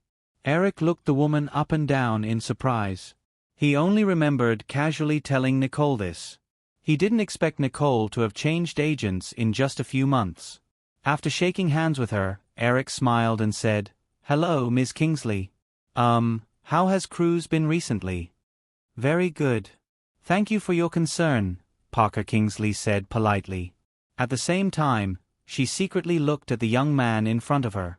Although Eric and Cruz had worked together before, at that time, Cruz's agent was Paula Wagner. Therefore, this was the first time the two met. After exchanging some pleasantries, Eric looked at his watch and said to Nicole, "Nicole, you came at a bad time. I'm going back." The woman's eyes suddenly became resentful again. "Do you hate seeing me that much?" Hearing the woman's words, Parker Kingsley raised her eyebrows slightly and quickly took a few steps back, leaving the couple some space to talk. Eric shook his head. "No, I'm telling the truth." "Then can I be a guest at your place?" the woman asked again. "Okay, but I came here by helicopter. Maybe you'll have to let your bodyguards and assistants go back by themselves." The resentment on Nicole's face immediately disappeared. She nodded excitedly. "I'll tell them now." After a while, Eric and Nicole took the helicopter back to Malibu. As for Stan Winston, Parker Kingsley, and the others, they were smart enough not to be third wheels. Half an hour later, the helicopter landed on the tarmac of the Sharp Corner Manor. Eric took the woman to the villa and asked casually, "When did you change agents?" "Why didn't I know? You've never cared about me, so how could you know?" I still listened to your suggestion and changed." Eric coughed awkwardly and quickly changed the topic. "What do you think of her?" "She's okay." Parker suggested that I take the low-key and mysterious path of acting and try to keep a distance from the public. "Other than that, I don't see anything special about her." Eric only nodded slightly and didn't express any opinion. In his previous life, Pi Kingsley was able to manage Tom Cruise's business in an orderly manner. Cruise's image had been maintained perfectly for more than 10 years, so it was obvious that this route was very practical. He opened the door and walked into the living room with the woman. The villa seemed empty. Although Drew returned to Los Angeles with Eric, he only stayed at the Sharp Corner Manor for a day before returning to Culver City. At the same time, he began to work on TG's second movie with Elizabeth. Connolly, on the other hand, had already joined the cast of Condor Rebel. With Eric's approval, Fox had given the green light to the movie and had already started filming. Hence, Eric was once again the only person left in the villa. The servants of the manor usually did not come here. From the bottom of his heart, Eric actually enjoyed the feeling of living alone. "Have a seat first." "I'll call for takeout," Eric said to Nicole casually. "Let me make lunch. What do you want to eat?" Eric didn't refuse and said, "I don't know. Anything will do." The woman nodded and walked to the kitchen. Although Nicole didn't come to the Shop Corner Manor often, she was quite familiar with the villa. Eric went upstairs to take a shower and changed into a new set of clothes. When he came out, Nicole had already put a simple lunch on the table. Eric sat down at the table and watched as the woman served him lunch. He then said, "By the way, how did your movie turn out?" Nicole, who had just picked up her knife and fork, paused and said disappointedly, "Flop." Okay, let's eat first," Eric said quickly. At the same time, he realized why Nicole was here today. However, when they were raising funds some time ago, Eric took $8 million from Nicole. This was probably all of her savings for the past year. Maybe it was also the salary from the movie that failed. As for what the movie was, Eric thought about it but couldn't remember. This was also why Nicole hated Eric. The woman thought that her relationship with Eric should be closer than Julia Roberts.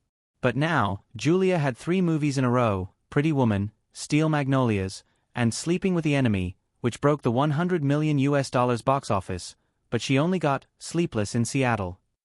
After that, Eric didn't care about her anymore. The last movie was chosen by Nicole's original agent together with her. Sleepless in Seattle had just become a success, and without Eric's participation, the woman didn't dare to rashly change the direction of the movie. She still chose a romantic comedy. In the end, after it was released in July, almost a month later, it only made $10 million in box office.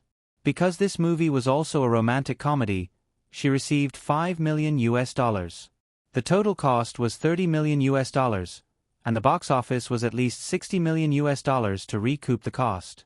Under the current situation, it would be good if the total box office exceeded $20 million. Because she became famous with a romantic comedy like Sleepless in Seattle, she was now a flop in the genre she was best at. If she didn't work hard to find a turnaround, she might soon become a box office poison. What was even more annoying was that during this period of time, she had contacted Eric several times, but this little bastard in front of her used all kinds of excuses to evade her. Nicole couldn't take it anymore and drove directly to the suburbs to find Eric today. "By the way, I have something for you later. I hope you like it." Eric ate lunch and felt that the atmosphere was a little cold, so he quickly found a topic to talk about.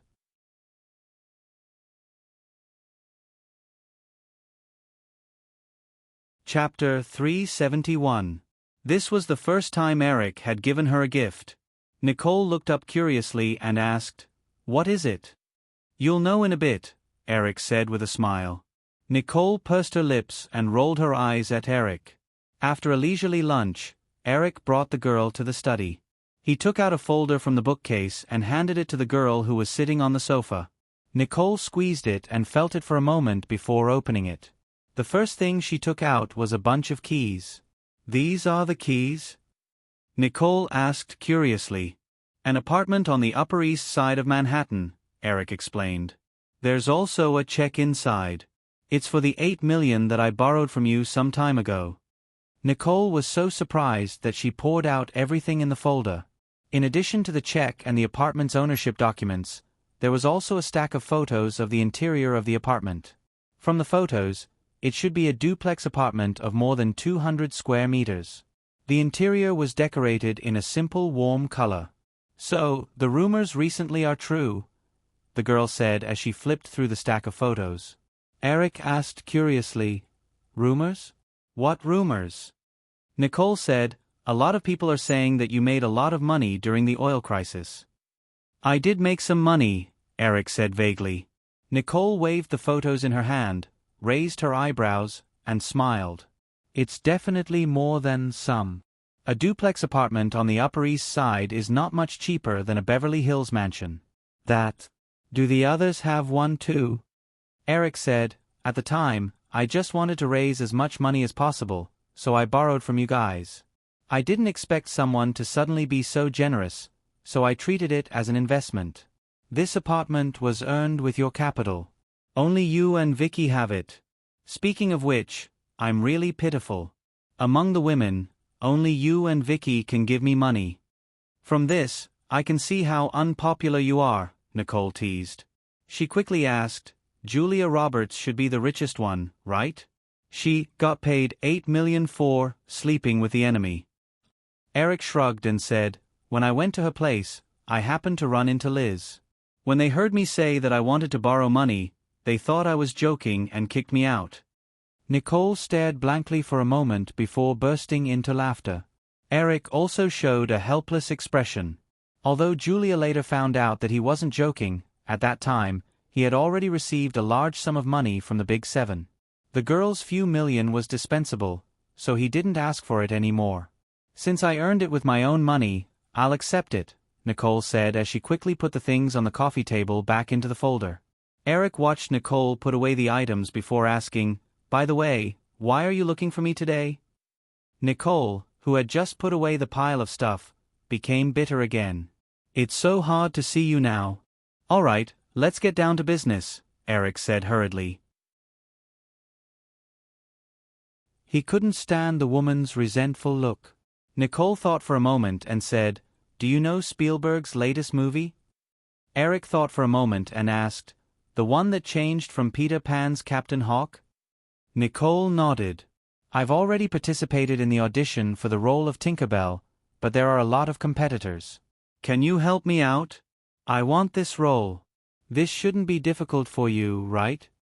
Eric recalled the news about Captain Hawk that he had read in the newspapers recently. This movie was an idea that Spielberg had had since he was a child, and he had been writing the script repeatedly over the years. It was only recently that the project was officially approved by the newly established Sony Pictures. It could be said that it was another ambitious project of the rich Japanese. The investment agencies were also optimistic about the prospects of this movie project. A very professional film magazine even analyzed that this movie could make at least $200 million in profit. However, Eric knew that the movie's final results were not as good as expected. The production and publicity cost exceeded $100 million, and the box office in North America was only a little more than $100 million. It was only through overseas distribution that the movie barely broke even. Moreover, the movie's reputation was a mess. Critics criticized the movie for being a ridiculous fantasy made with expensive special effects. Nicole, although Sony invested in this movie, the person in charge is Spielberg. I don't have any friendship with him. Previously, he wanted to get the adaptation rights for Jurassic Park, but I rejected him. Eric said. Suddenly, he noticed that the woman's expression changed from disappointment to resentment, and from resentment to grievance. So you don't want to help me. Actually, this movie is also. Nicole immediately interrupted Eric and raised her voice. You just don't want to help me. Eric tried to explain, listen to me, this movie won't do anything to. Enough. Nicole looked at Eric with grievance. Her eyes were filled with tears. Why? Why are you always so mean to me? What did I do wrong? Why are you so nice to those women? You had just made a comedy movie for that woman, and many people know about it now. And Julia Roberts. How am I not as good as her? You've prepared 3 movies for her at the box office. Do you know what it means to film 3 movies at the box office in a row? In Hollywood, no one could compare to her. There was also Drew, a 15-year-old producer. As for me, I've always listened to you. You asked me to change my manager, and I changed it very quickly. You needed money, and I lent it to you with my overdrawn credit card. Do you know that they all have their own houses now? A few of them were bought by you, but I'm still living in a rented villa. Tell me, what did I do wrong? I just asked you to help me say a few words, and you had to make all sorts of excuses. As the girl spoke, she hugged her knees and curled up in the single-seater sofa, sobbing. This situation was a bit sudden, and Eric was also at a loss. He did not expect Nicole to have accumulated so much resentment towards him. Okay, Nicole, don't cry. I will make the call now, and I will definitely get this role for you. Eric walked over to Nicole, squatted down, and patted the girl's arm. Nicole shook off Eric's hand, buried her head in her arms, and continued to sob like a little girl. I don't want it, I don't want it. You bastard, you are a big bastard. Okay, I apologize. I was a bit too much in the past, and I always ignored your feelings. Eric pulled Nicole's hand over and comforted her. Actually, I thought that you were so smart and capable, and would not always make me worry like them. You are lying. You are biased. Nicole still did not look up and reprimanded him. Okay, I won't lie. I was wrong. Eric quickly apologized. I don't want you to pity me, you bastard. Yes, I am a bastard. After a while, Eric finally calmed the girl down, and he made the calls one by one in front of Nicole. Although Captain Hawk would not bring any benefits to the girl's career, it would not bring any harm either.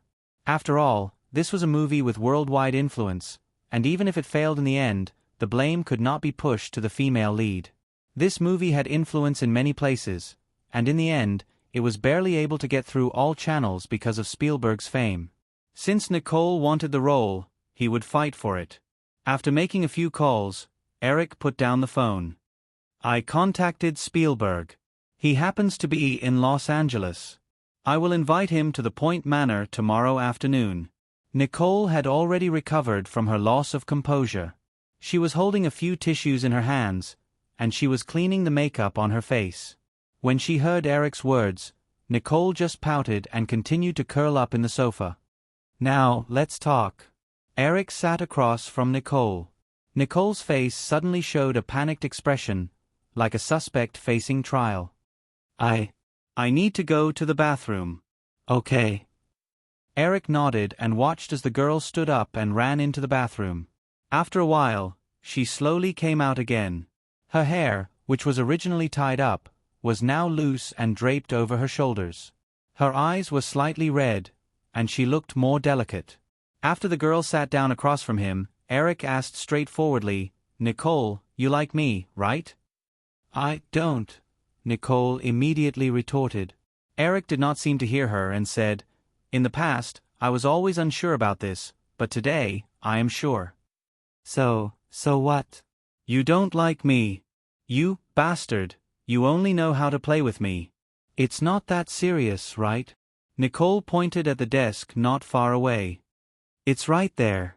Did you forget? Ahem, it's only once. Twice, and once in the villa in Beverly Hills, Nicole immediately retorted. Okay, twice. I think it's better if we don't talk about this now. Humph. For the entire afternoon, the girl was like a resentful, abandoned wife, complaining about Eric's evil deeds. She was still throwing a tantrum even when she went to bed at night. I don't want to do anything with you tonight. You're not allowed to cross the line in the middle. The girl, who was wearing one of Eric's t-shirts as pajamas, stretched out her hand and drew a line in the middle of the bed. Eric helplessly turned off the light and lay down on the other side. Then he said, You know, Nicole, what you just said was actually a cold joke. In the dark, the girl snorted as a response. Eric continued, It said that another couple was on a date. The two of them stayed in the same hotel. The girl was more reserved. Before going to bed, she also drew a line in the middle of the bed. She said that if the boy crossed it, he would be a beast. At this point, Eric deliberately stopped. Nicole obviously had not heard of the popular joke on the internet in his previous life. After a while, she finally could not help but ask, Then, what happened next? Then, the boy did not cross the girl's line for the whole night. Oh, Nicole replied. She turned around and complained, It's boring. Eric smiled and said, I'm not done yet. When she woke up, the girl saw the boy sleeping on the other side of the line obediently. He did not cross the line for the whole night. She stretched out her hand and slapped the boy. She scolded, You're worse than a beast. Nicole was stunned. Soon, she chuckled a few times. She stretched out her long leg and kicked Eric hard. Bastard, even if you say 10 cold jokes, don't think about it tonight. Eric smiled. Of course, this is just a very pure joke. Nicole snorted again and said, Sleep. Okay, sleep. Both of them closed their eyes and unknowingly fell asleep. When she woke up, Nicole found herself in Eric's arms. You beast, Nicole immediately scolded when she felt Eric wake up. Her tone was more coquettish. Near noon, a Lincoln sedan drove into the Sharp Corner Manor. Eric, who had been waiting for a long time, quickly went up to greet him. Spielberg got out of the car and hugged Eric as if he was seeing an old friend. "Eric, long time no see." "Long time no see. How have you been, Stephen?" "Not bad." Spielberg exchanged a few more words with Eric before turning to Nicole, who was standing beside Eric. "This must be the beautiful Miss Kidman. I've seen your audition video. Thank you, Mr. Spielberg." Nicole politely shook hands with Spielberg. The two sides exchanged greetings for a while, and Eric quickly led Spielberg into the villa. Lunch had been prepared by the specially invited chef. Spielberg had recently divorced and did not bring a female companion, so there were only the three of them in the dining room. At first, the three of them did not talk about Captain Hawk. They just commented on lunch and talked about a lot of interesting things that happened in Hollywood. More than half an hour later, when lunch was almost finished, Eric asked tentatively, "Stephen, the female lead for Captain Hawk hasn't been decided yet, right?" Spielberg looked at Nicole with a strange gaze and nodded. "Yes, Eric." "Then what do you think of Nicole?" Eric did not beat around the bush. Anyway, he definitely owed Spielberg a favor today. Judging from Spielberg's attitude, it should be easy to get the role. Miss Kidman's performance was very good. Spielberg had indeed seen Nicole's audition video and said honestly, "But Eric, there are some other problems. Among the current candidates, another actress is also very competitive." Eric thought for a moment and suddenly thought of another girl.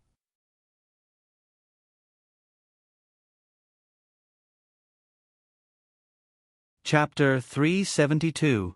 In his memory, the actress who played the little fairy in Captain Hawk was Julia. Now that Julia had starred in 3 consecutive movies that had grossed over 100 million yuan, she was far more competitive than Nicole.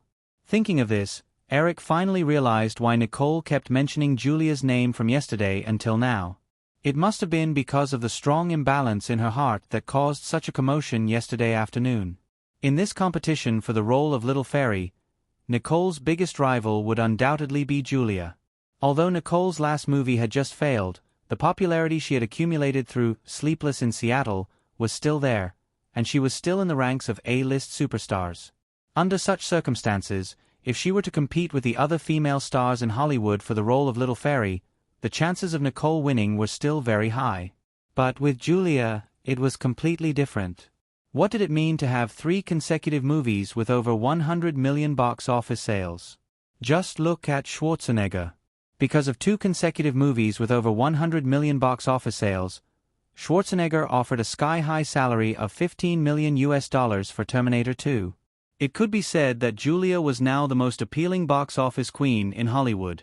If she was interested in a movie, for the sake of profit, even those independent production companies would be willing to pay a high salary to invite her to act in a movie, let alone the 7 major film companies with deep pockets.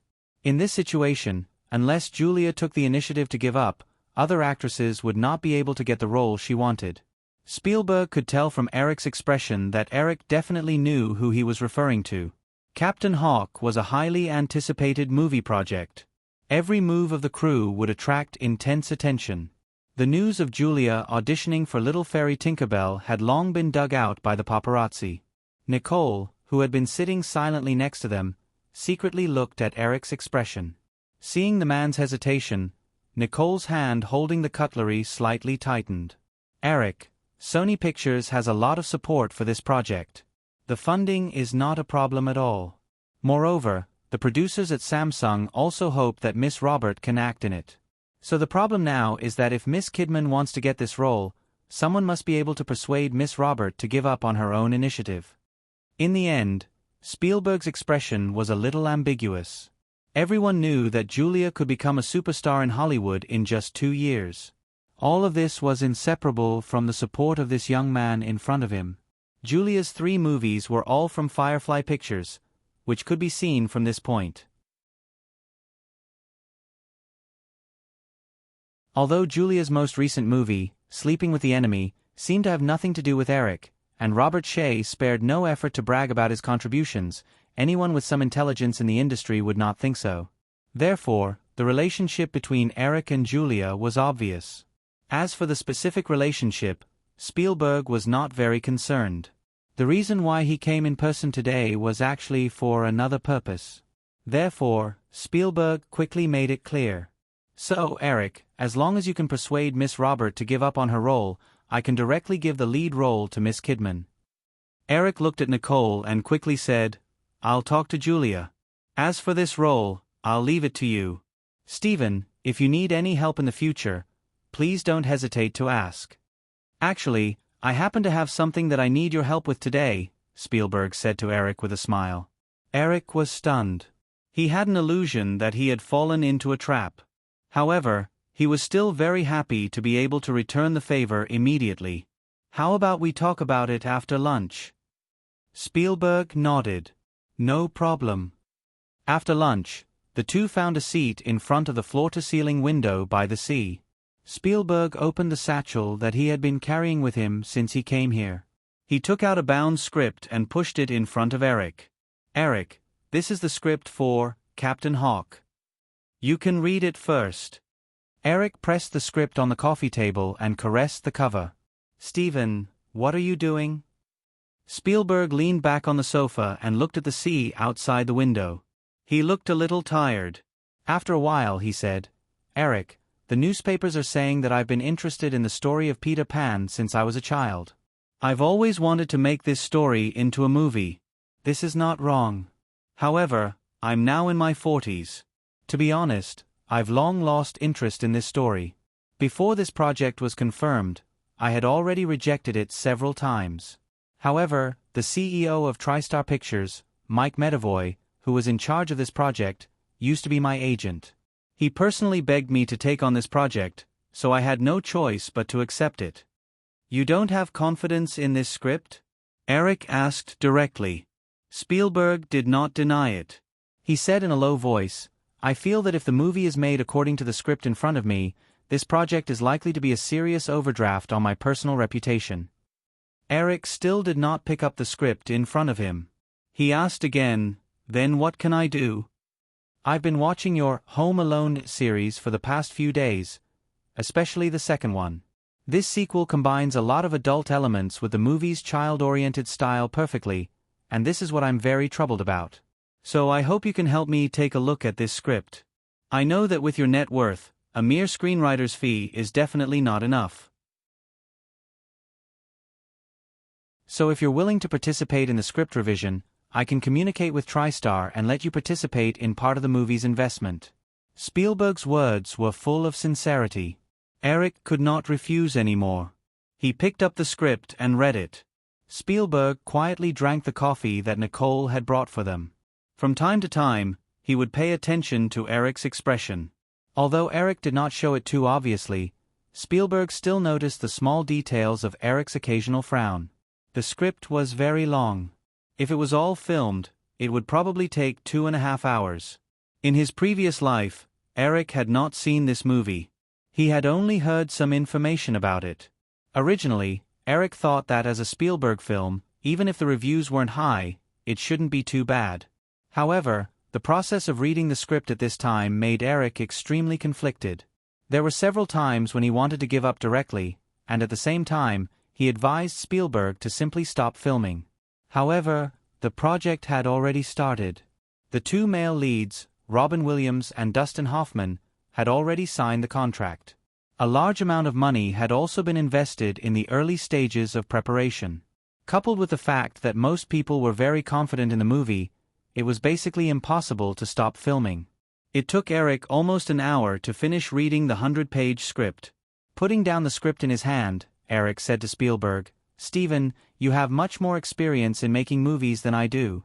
And you yourself have realized where the problem with this script lies, right? Spielberg nodded.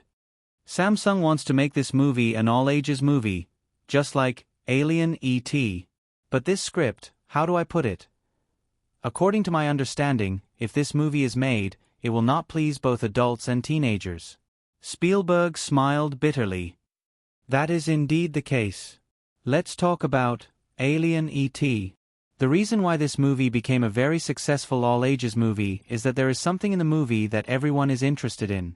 First of all, the theme of aliens is very attractive to adults.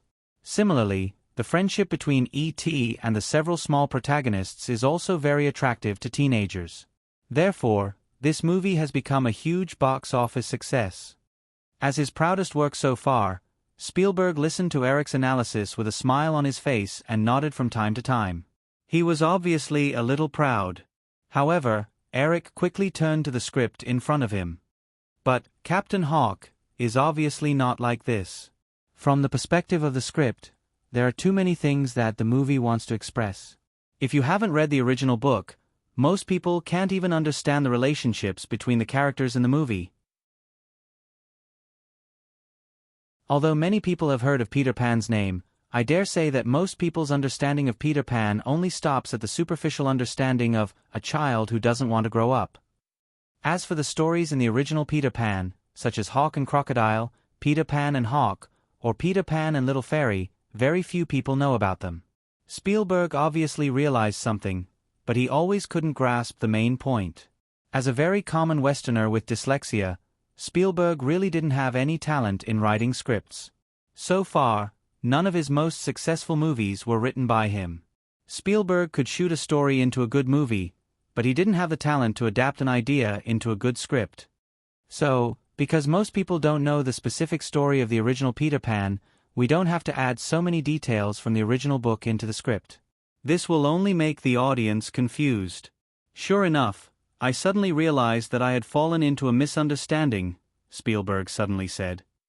Because when I was a child, I heard my mother read the entire original book to me. Subconsciously, I felt that others should also know all the stories in the movie. So when I was writing the script with James, I always wanted to add these details into it. As a result, the story became bloated. Eric smiled and said, "Yes, but this is only one of the problems. The other problem is the positioning of this movie. Even if it's a family movie, there should be a focus. Just like Kids in Charge 2, although there are a lot of adult elements, the main focus is still children. But from the script I've seen, the positioning of the story is very confusing. For children, they obviously won't like the tedious foreshadowing of the first 30 minutes. Children are the most impatient. 30 minutes is enough for them to lose all interest in the movie. And for adults, the plot of Peter Pan and his friends in Neverland is definitely not pleasing.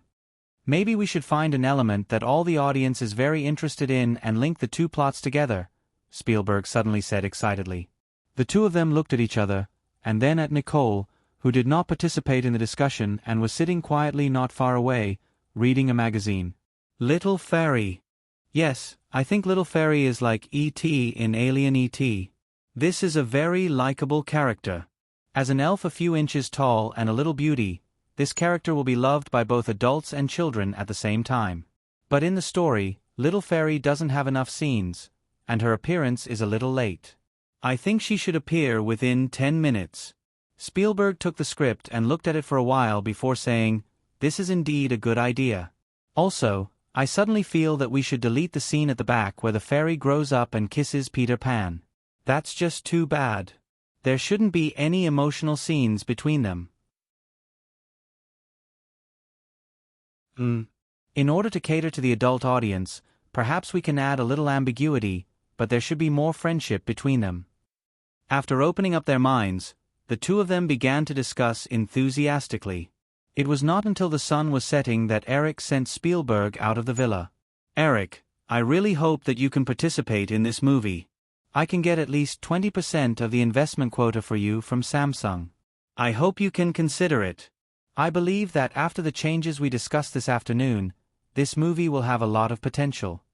Before getting into the car, Spielberg still had not given up on persuading Eric to participate.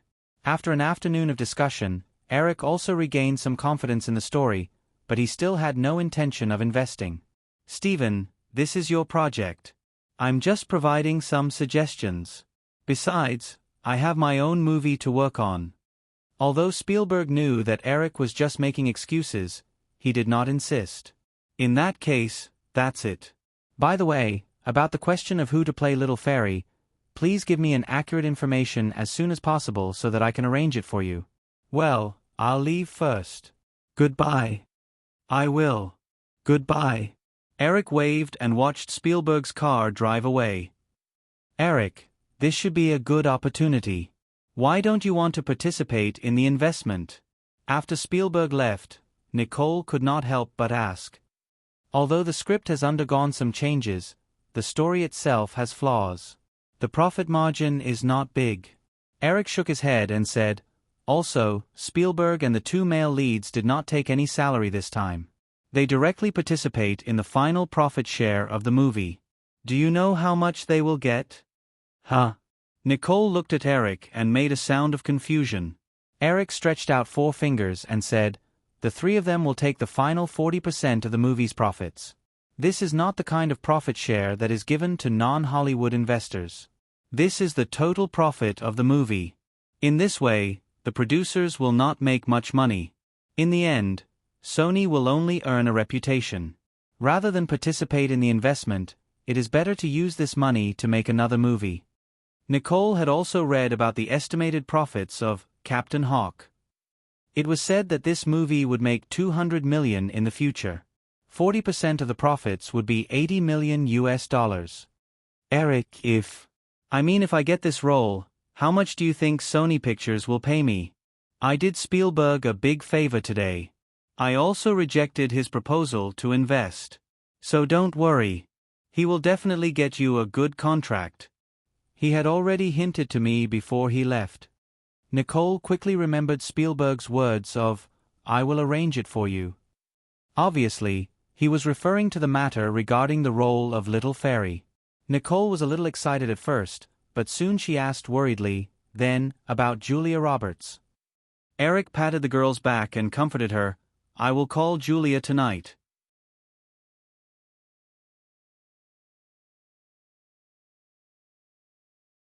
Chapter 373. In Julia's villa in Beverly Hills, it was already 9 o'clock in the evening.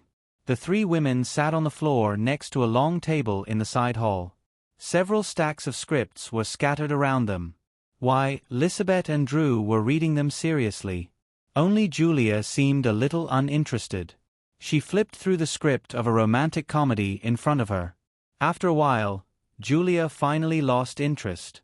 She raised her head and asked, Hey, how can we pick out a good script like this? This should be the job of an agent. Why, Lisbeth and Drew rolled their eyes at Julia. Drew lowered her head and continued reading the script in front of her. Why, Lisbeth explained, Please Julie, we're producers now, not actors. And these are all recommended by agents from several agencies. If you don't want to read them, go watch TV. Julia was a little tempted and wanted to stand up. She looked at the 2 women and finally sat down on the cushion. Forget it, I'll watch it with you.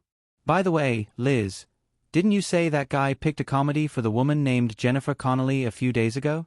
Maybe we can find the screenwriter of that script to write another one. Drew raised her head and looked at Julia with disdain. Why, Lisbeth said helplessly again, the screenwriter of that script is also the director of that movie. He should be shooting the movie now. There's no way he has time to write a script for us. What's more, even if he has time to write it, it might not be a hit. Not everyone is like, that guy is a pervert. Okay, just pretend I didn't say anything.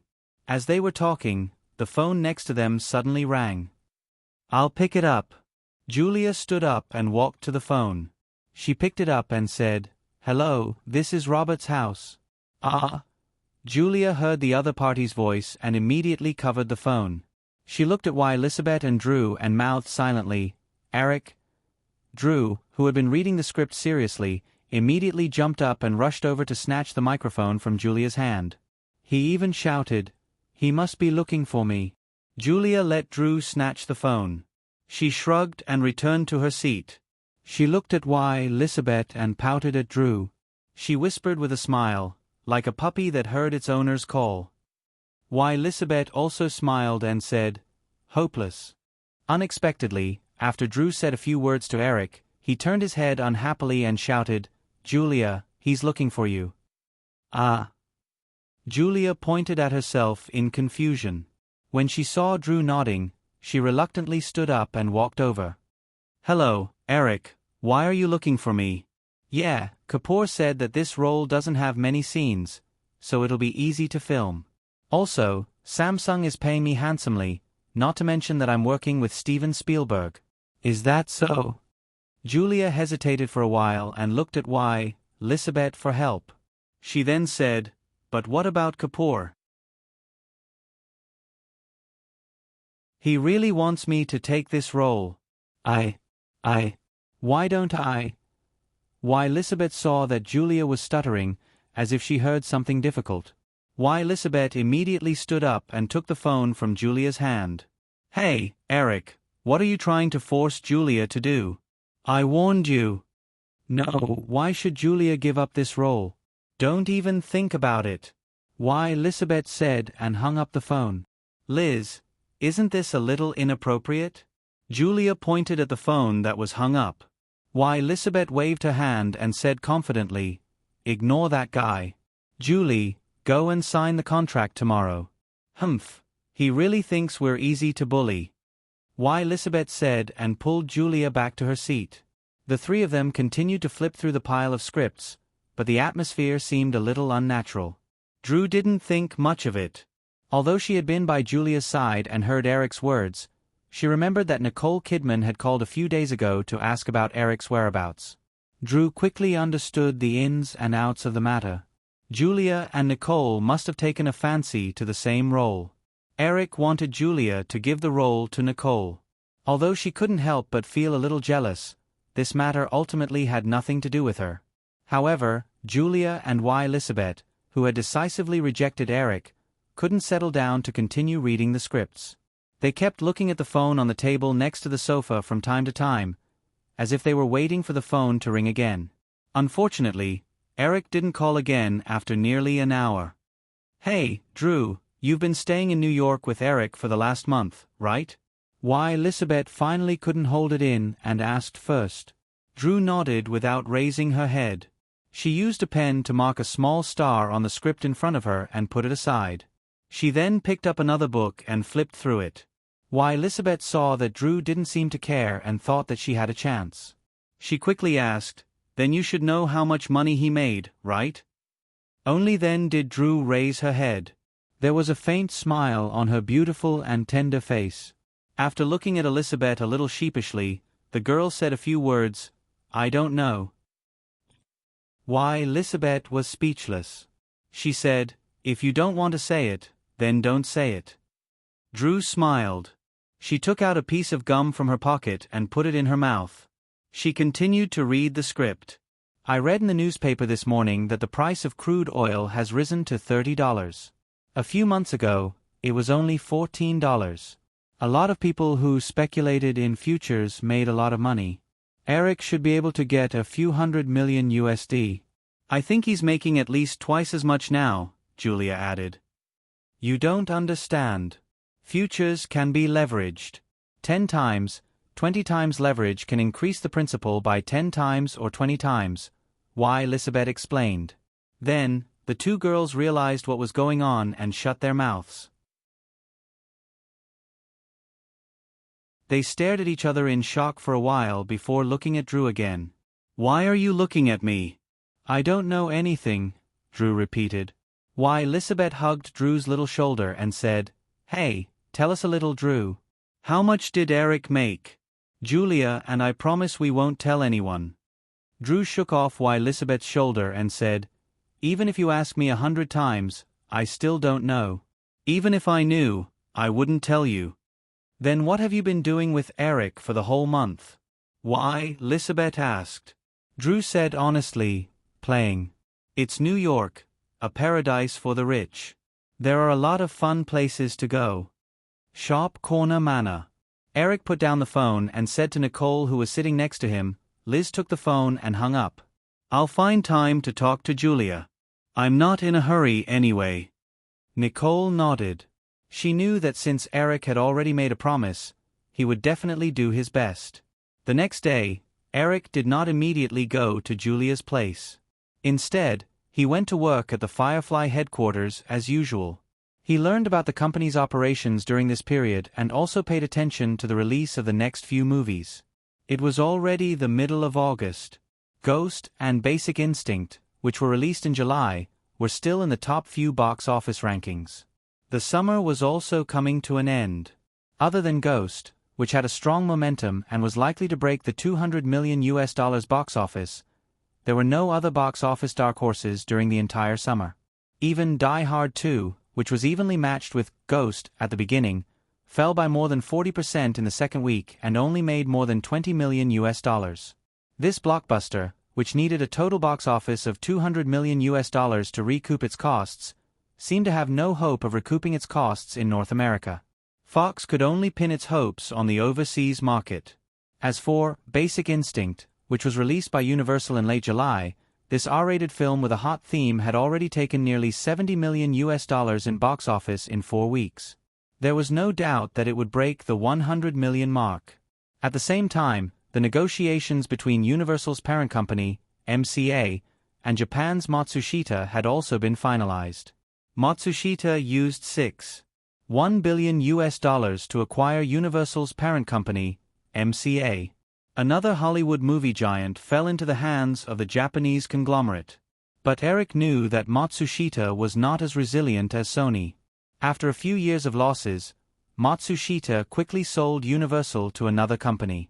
After staying in the company for half a day, Eric did not see Robert Shea. After asking around, Eric found out that Robert Shea had found another project and was negotiating with the copyright owner. As for the details of the script, Robert did not reveal it to his subordinates. Obviously, he was guarding against Eric. This made Eric feel a little amused. After reporting some of Firefly's affairs, Alan then handed Eric a stack of documents filled with a brief outline of the script. "Eric, this is the movie about pirates that you asked me to look for some time ago. Because you told me to keep it a secret, I only found 37 movies. This is just the outline of the story. If you need a detailed script after reading it, I'll contact you again." "Got it. You can go do your work now." Alan nodded and turned to leave the office. Eric opened a document in front of him. Because he had a specific target, Eric read very quickly. He only briefly looked at the story outline. If it was not what he was looking for, he would just throw it aside. Soon, Eric's eyes focused on a thin outline of the script.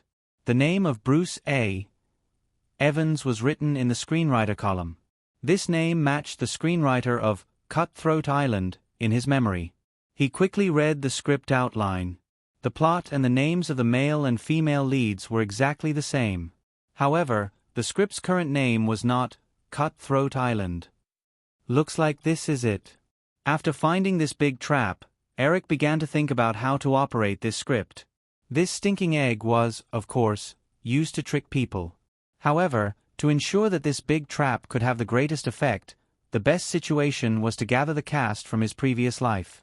In his memory, the male and female leads of this movie were Gina Davis and Matthew Modine, and the director, Lenny Harlan, was Gina Davis's husband. Lenny Harlan was ambitious to make his wife an action actress, but in the end, he almost ruined Gina Davis's acting career. Although he did not know the subsequent development of the story, Eric felt that the two were likely to divorce in the end. Eric remembered that last year, he personally awarded Gina Davis the Golden Man for Best Supporting Actress. Later, she also cooperated with another actress, Susan Sarandon, in the famous feminist film Flowers at the End of the Road, which was also an Oscar hit. If history did not change, this actress would not be able to recover from the box office failure of Throat Island, just like another tragic actor, Kevin Costner. As his thoughts wandered to Kevin Costner, Eric could not help but think of several excellent films starring Kevin Costner, such as The Bodyguard, $1 Million Arm, and Dances with Wolves. If it were not for Future Waterworld, Kevin Costner's status in Hollywood would not be much lower than Harrison Ford, Schwarzenegger, and others. Moreover, Eric quickly remembered that the movie Dances with Wolves was Kevin Costner's first directorial work, and he had won awards such as Best Director and Best Picture in his first directorial work. In his chaotic memory, as Kevin Costner's name pulled out a lot of information, Eric quickly put the matter of Throat Island to the back of his mind for the time being because he discovered another thing. Dances with Wolves seemed to be released this year, and because the movie was absolutely correct and in line with the characteristics of the American theme, it won this year's Oscars for Best Director and Best Picture. For The Silence of the Lambs, which was released a year ahead of schedule, this was obviously not good news. Although The Silence of the Lambs had been recognized by many film critics as this year's Oscar favorite, the film critics were full of praise for the performances of Anthony Hopkins and Jodie Foster. The praise for the film had been constant for the past few months. It could be said that without Dances with Wolves, the film would have definitely been the big winner of this year's Oscars. However, against an American theme movie like Dances with Wolves, the disadvantage of The Silence of the Lambs as a horror movie would be magnified wirelessly. It was almost impossible to win Best Director and Best Picture like in his previous life. Thinking of this, Eric quickly called Alan over again and told him to put down his work immediately and inquire about the movie.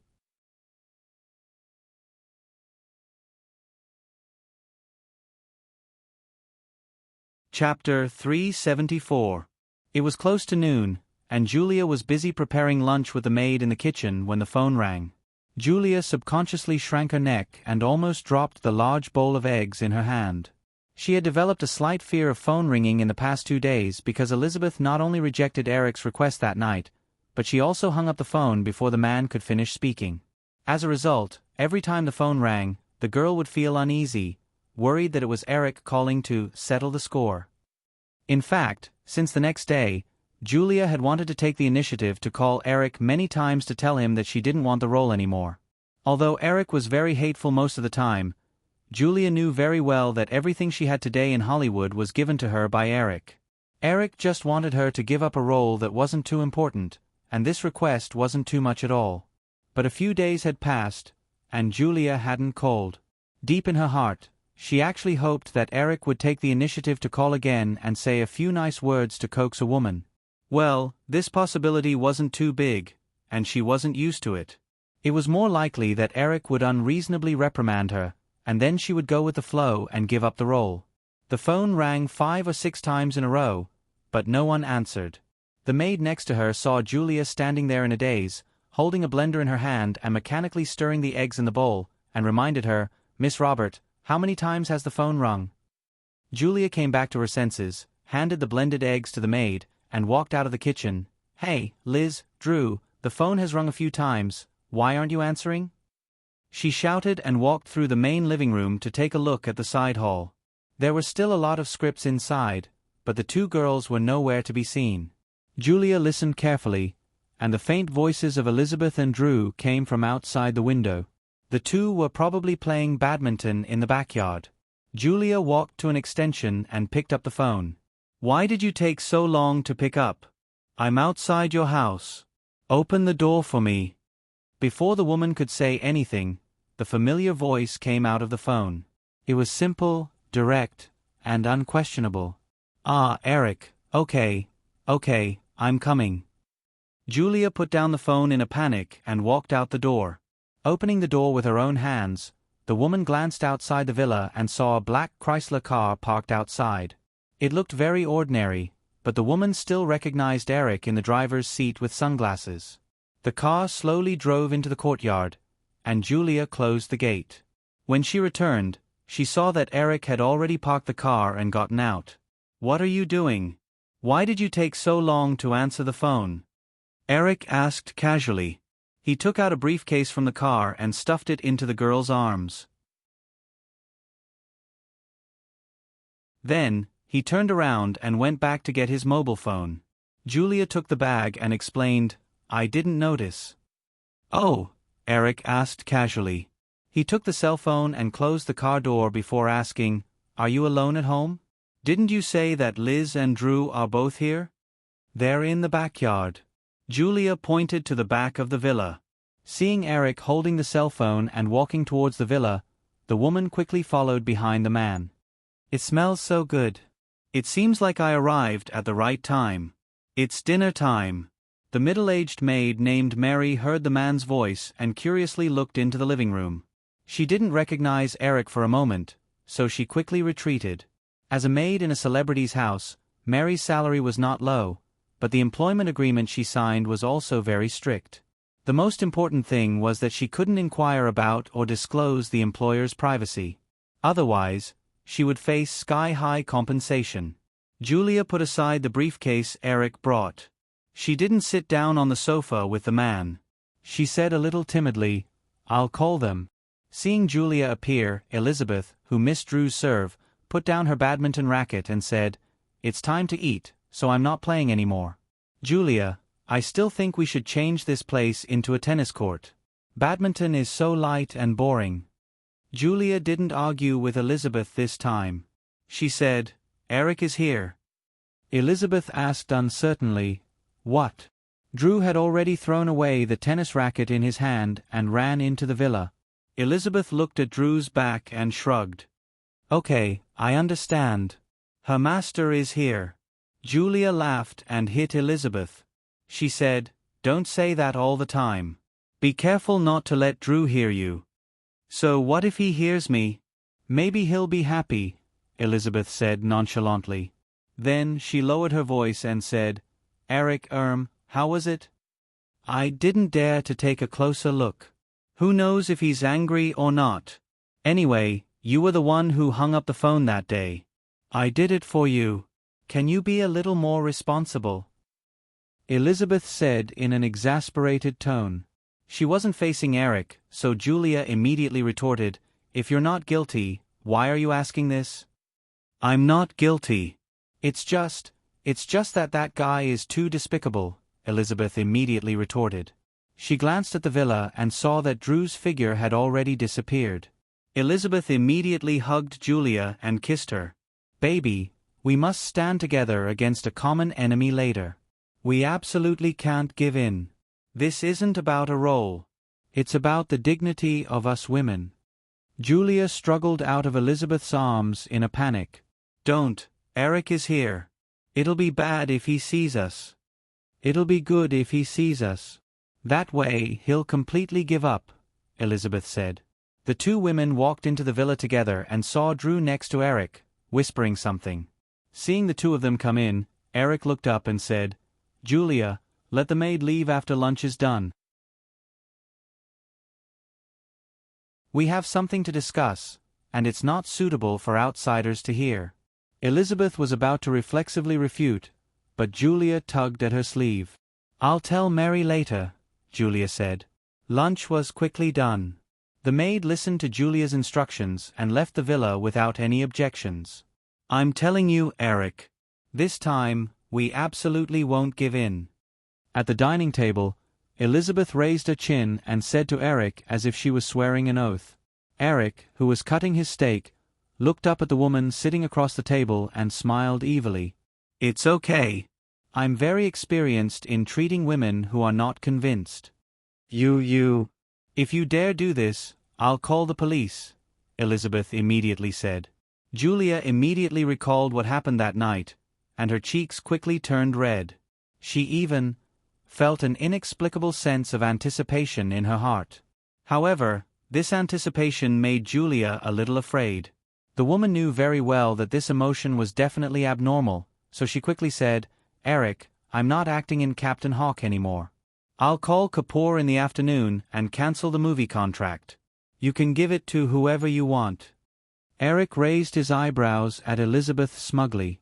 Elizabeth slammed the cutlery in her hand on the table and glared at Eric angrily. She then gave Julia a look of disdain and stood up abruptly. "I'm full. You guys take your time." After saying that, the woman left the dining room and walked up to the second floor. Julia thought that Eric had achieved his goal and would leave after lunch.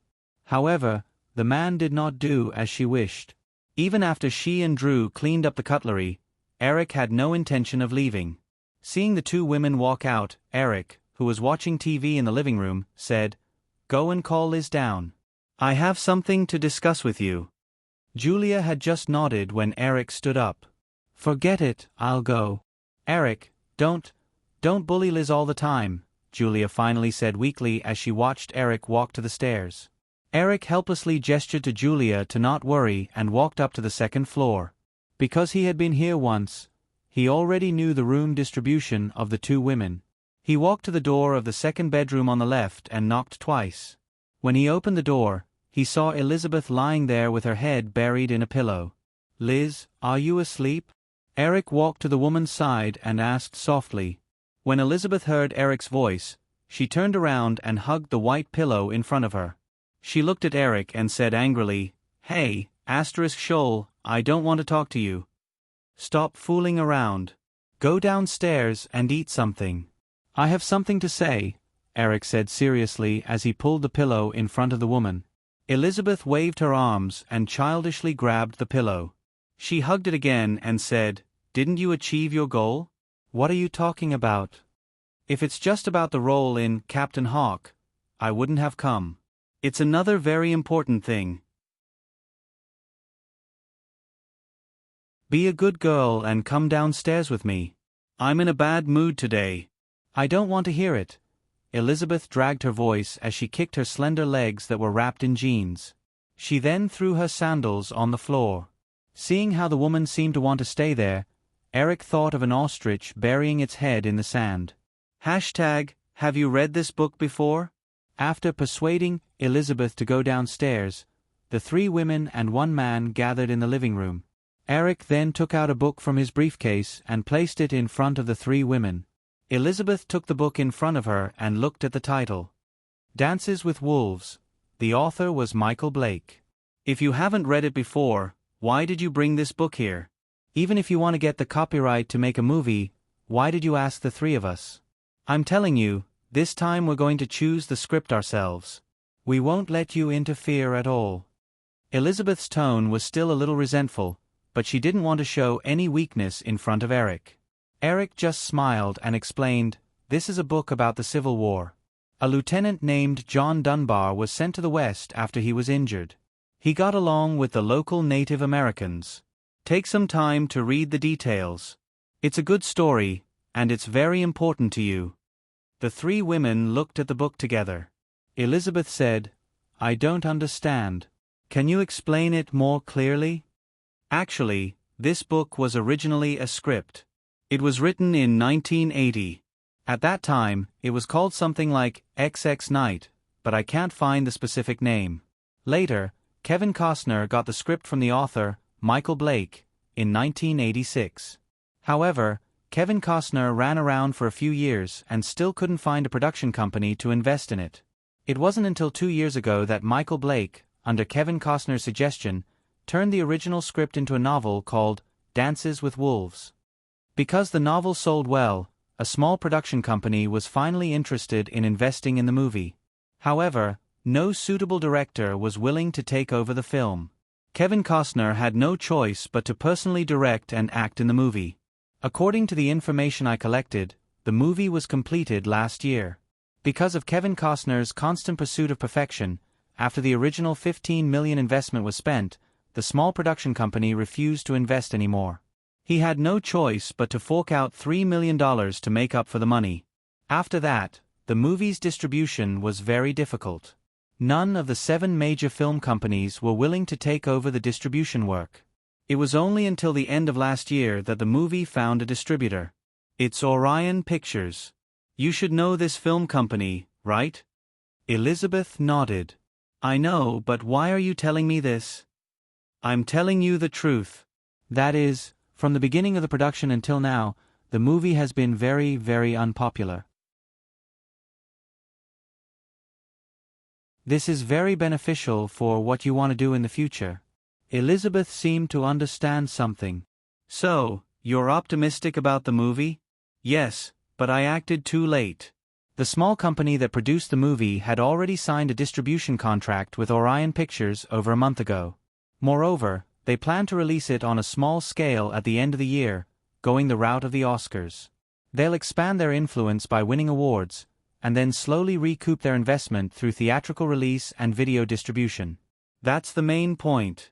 According to the information I collected, this movie is a big threat to the Silence of the Lambs. You should know how much the Oscars discriminate against horror movies. As long as there's another choice, the Oscars will definitely not award a horror movie. Elizabeth was very confident about The Silence of the Lambs. Hearing Eric's words, the girl was puzzled. If this movie is really as good as you say, then why is no one willing to release it? High-quality movies don't necessarily get high box office. You'll know if you look at the list of winners of the Oscars over the years. A large number of them are released by small production companies. Many movies are not popular before they're released, but after they're released, it's very common for them to become big winners at the Oscars. Of course, there are plenty of counterexamples, so it's very understandable that those movie companies are not willing to release it. What I want to say is that Orion's positioning for this movie is to compete for the Oscars. According to the novel, the theme of the movie should be the racial integration of white people and Native Americans. This kind of movie is often favored by the Oscars. Moreover, Orion is very experienced in public relations with the Oscars. So, if you don't do anything, this movie will definitely become the biggest enemy of The Silence of the Lambs at next year's Oscars.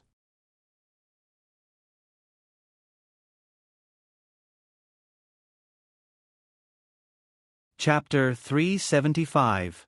In the years before Eric's rebirth, the Oscars had become more and more niche.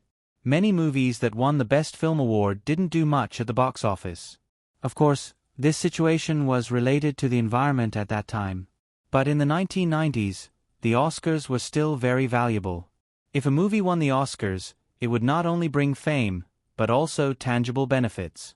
Also, there was a huge difference between an Oscar nominee and an Oscar winner. If a movie was only nominated for an Oscar, it would at most gain a little glory before the award ceremony. After that, very few people would mention it again. But if the movie was recognized by the Oscars, it would be forever recorded in the history of Hollywood. Since the release of The Silence of the Lambs in early June, 2 months had passed. Not only did it earn over $100 million at the box office, but it also received a lot of praise from film critics. It could be said that it was already a seeded candidate for the next Oscars. But if it couldn't win a few important awards at the Oscars next year, then The Silence of the Lambs wouldn't be able to have as wide and lasting an impact as it did in his previous life. Just like The Exorcist, which was a sensation in the 1970s, if not for the Oscars, The Exorcist was better than The Silence of the Lambs in terms of box office sales and fame. However, because The Silence of the Lambs had won many important Oscars in his previous life, this movie's status was much higher than The Exorcist in many people's hearts. This was also the reason why many directors and actors worked tirelessly to win an Oscars. After the success of The Silence of the Lambs, Elizabeth, who originally wanted to make a name for herself in Hollywood, became even more arrogant. Next, the operation of The Silence of the Lambs to win the next Oscars was a very important part of Elizabeth's plan. This way, TG Films' influence could be expanded in the shortest amount of time. This film company established by the three girls would be recognized by Hollywood and attract more outstanding filmmakers to work with them. Therefore, after Eric finished his analysis, Elizabeth paid more attention to it than the other two girls beside her. The girl temporarily ignored the deep hatred from when Eric just slapped her and said seriously, "Eric, since this movie isn't popular in the industry right now, maybe we can think of a way to delay the release of this movie until next year." Yes, I remember that Orion's current holding company is MetLife Media. My dad is good friends with MetLife Media's boss, John Krug. Maybe we can ask Mr. John Krug to talk to Orion's CEO. Although Elizabeth had already shown her ability in handling the Silence of the Lambs project, and even though she had relied on her family's influence in the process, without much experience, she had successfully completed an excellent film on her first time as a producer. Elizabeth's ability was definitely the best among Murdoch's children. However, after hearing this, Eric felt that the girl was still too inexperienced, or rather, she lacked aggressiveness. Eric was sure that if it was Murdoch sitting across from him, the old man would not negotiate with others for an extension. He would most likely instruct his subordinates to take the movie and release it himself. "Liz, this is business, a business that involves tens of millions of dollars. How much do you want your father to help you mediate?" Eric asked. Seeing Eric reject the proposal, Elizabeth quickly realized his purpose. "Are you saying that we should snatch this movie from Orion?" Bingo! Eric snapped his fingers. Elizabeth frowned slightly. Didn't we already sign the distribution contract? Isn't that troublesome? Of course it's troublesome for a film that's highly regarded, but it's obviously not the case for Dances with Wolves. You have to know that Teenage Mutant Ninja Turtles at the beginning of the year was because Fox wasn't optimistic about the distribution prospects, so we easily bought the distribution rights. Before Eric finished speaking, Elizabeth threw a pillow at his face. Stop talking. You bastard, you're taking advantage of my family. Eric quickly caught the pillow and threw it back, but it landed in Julia's arms. Seeing Elizabeth pick up another pillow, Eric immediately said, Stop, I'll slap you if you throw it again. Elizabeth paused, pouted, and reluctantly rubbed the pillow on her knees. She muttered in a low voice, You like to take advantage of my family. This is business, you have to pay the price. Do you think your father didn't want to take advantage of me? It's just that he didn't succeed. Elizabeth was still angry. She reluctantly asked, Then what should I do? It's very simple, and you're very good at it. Next, you have to act like a princess. I'm a princess. Elizabeth raised her chin and said proudly. Eric nodded and praised, Yes, that's the feeling, but you have to exaggerate a little. You have to act like a spoiled little princess. After he said this, not only Elizabeth, but Julia and Drew also showed a curious and puzzled expression. Eric did not keep them in suspense and said, The next story is like this. Miss Elizabeth of the Murdoch family made a well-received movie. In order for this movie to successfully win the Academy Award, the spoiled little princess unscrupulously used her family's influence in Hollywood to attack movies that might win the award. Coincidentally, there was a movie called Dances with Wolves that received good reviews after an internal test screening. In order to prevent Dances with Wolves from competing for the Oscars next year, Elizabeth unreasonably requested that the movie be delayed. The distributor of Dances with Wolves did not bow to the evil forces of Hollywood. In a fit of anger, Elizabeth Murdoch directly spent a large sum of money to buy all the copyrights of this movie. Well, the story ends here. Tisk tisk the plot is full of ups and downs, full of negative energy. It can be made into a movie, Drew said with a grin. Julia also smiled and praised, as expected of a gold medal screenwriter in Hollywood. Elizabeth rolled her eyes.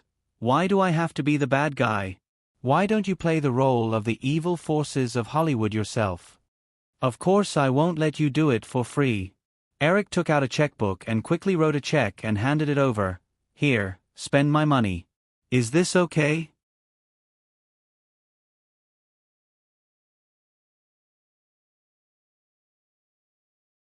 Chapter 376. Elizabeth took the check and looked at it. The amount was $30 million. According to what Eric said before, the production cost of Dances with Wolves was only $18 million. The movie had not been released yet, so there was no publicity cost. Then $30 million was enough to buy out the entire movie and Orion's distribution contract. If the negotiation strategy was right, it might not even be enough. For most producers in Hollywood, if they could earn more than 50% of the profits after investing in a movie with a cost of around $20 million after a few years of distribution, then the project would be considered a big success. A movie like Home Alone, with a super high return rate, might not appear in Hollywood for a few years. The more common situation in Hollywood was to invest millions and then lose everything. However, Elizabeth waved the check in her hand and stared at Eric with contempt. You bastard! Can you be more shameless? I became the villain, but the rights to the movie I bought in the end belong to you. Don't even think about it. Eric asked without blushing, Then do you have the money to buy it yourself? I can borrow it from my dad. Well, give me back the check and pretend I didn't come today, Eric said as he reached out his hand. Elizabeth subconsciously wanted to return the check, but she quickly took it back. Eric's straightforwardness made her feel a little uneasy.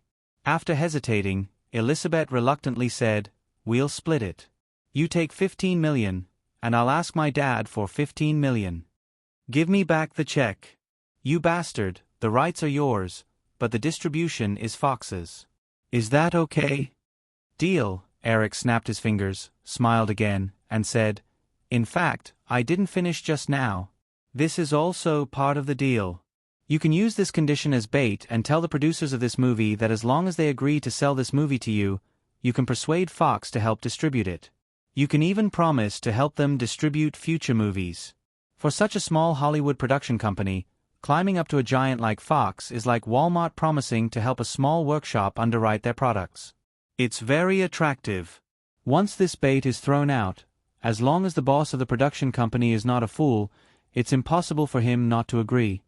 After Eric said that, the living room was silent for a few seconds. Drew and Julia quickly understood that Elizabeth had been tricked by Eric again. The two girls immediately threw themselves on the sofa and laughed. Elizabeth threw the pillow in her arms at Eric again. "You bastard, you're taking advantage of my family again. I quit. I won't do anything you say. You can go be the villain yourself. I'm using resources reasonably, and if I do it personally, this movie will definitely be treated as a goldmine by everyone. The possibility of snatching it back will be almost zero, so not only can I not do it, but the whole thing can't have anything to do with me. I'll try my best to avoid suspicion. You have to act like it too." Elizabeth's eyes lit up. She propped up her sharp little chin and looked at Eric. She said, That's true. The movie you watch now, even if it's a piece of trash, will be treated as a treasure. In that case, I can totally leave you behind and do it alone. Yeah, you'd better persuade your father to let Fox Television Network and Fox Pictures break up with me. To be honest, I think it's a loss to broadcast Friends, who will be a millionaire, and the upcoming The X-Files on Fox. Elizabeth immediately said, The Millionaire and The X-Files are shared copyrights by Fox and Firefly. You can't take them away, and Friends has already signed a contract for several seasons. But I can do what I did at the beginning of the year and delay the first two projects. At most, no one will make money. Anyway, I still have so many ideas in my head, and I can come up with a few more TV series. As for Friends, that's even simpler. Elizabeth said unwillingly, if you do that, your reputation in Hollywood will be ruined. If it can bring them a lot of profits, who cares if their collaborator is an angel or a devil? Elizabeth finally couldn't hold it in. She was just about to curse, but when she saw Eric's threatening eyes, the girl swallowed the last word back. She said with a little grievance, You, bad guy, I can't be the bad guy to help you get the copyrights and not get any benefits in the end, right? You're just like the stingy ghost in Balzac's novels. Didn't we just agree that once we get the copyrights, Fox will distribute the movie? According to the information I got, this is a 4-hour movie. 4 hours, you should know what that means, right? Cinemas can only schedule 4 shows a day at most, but for those movies that are less than 2 hours, they can schedule 6 to 8 shows. Just this restriction alone may cause many cinemas to be unwilling to release this movie. Therefore, the box office of this movie will definitely not be too good, and it will probably have to rely on the final release of the videotape to recoup the cost. What I'm interested in is the Oscar potential of this movie, and Firefly also needs some Oscar movies to boost their reputation. Eric was telling the truth. Although in his memory, this movie won the Best Film and Best Director awards, Eric didn't know how the box office of this movie would be. However, according to his memory, this movie was 4 hours long, so Eric felt that the box office of Dances with Wolves wouldn't be too good. Elizabeth said in surprise, 4 hours, you're serious? Yeah, 4 hours, longer than The Godfather. Although I think this movie might be good, it's definitely impossible to beat The Godfather. Okay, I'll believe you this time, Elizabeth said. She looked at the check in her hand, rolled her eyes, and said with a sly smile, I heard that you made a lot of money in the oil futures market this time, so if there's any left after buying the copyrights, I won't return it to you. I'll use it as pocket money. That's not a problem, Eric answered readily. Elizabeth pretended to be surprised and widened her eyes. I can't believe that a stingy person would say something like that. I've always been very generous to my own woman. As soon as he said that, another pillow was thrown at him. Eric couldn't take it anymore and grabbed the pillow again. He got up and walked around the coffee table to Elizabeth. This is the 3rd time, girl, I've spoiled you, haven't I? Elizabeth screamed and wanted to escape, but Eric pressed her down on the sofa. Hey, hey, hey, how can you hit a woman, you bastard? Julia, save me. Sob, go hit Drew, she'll definitely like it. Bastard, stop. You're tuning in to the Narrate and Escape YouTube channel. Don't forget to subscribe and join us on this journey to catch the most captivating stories.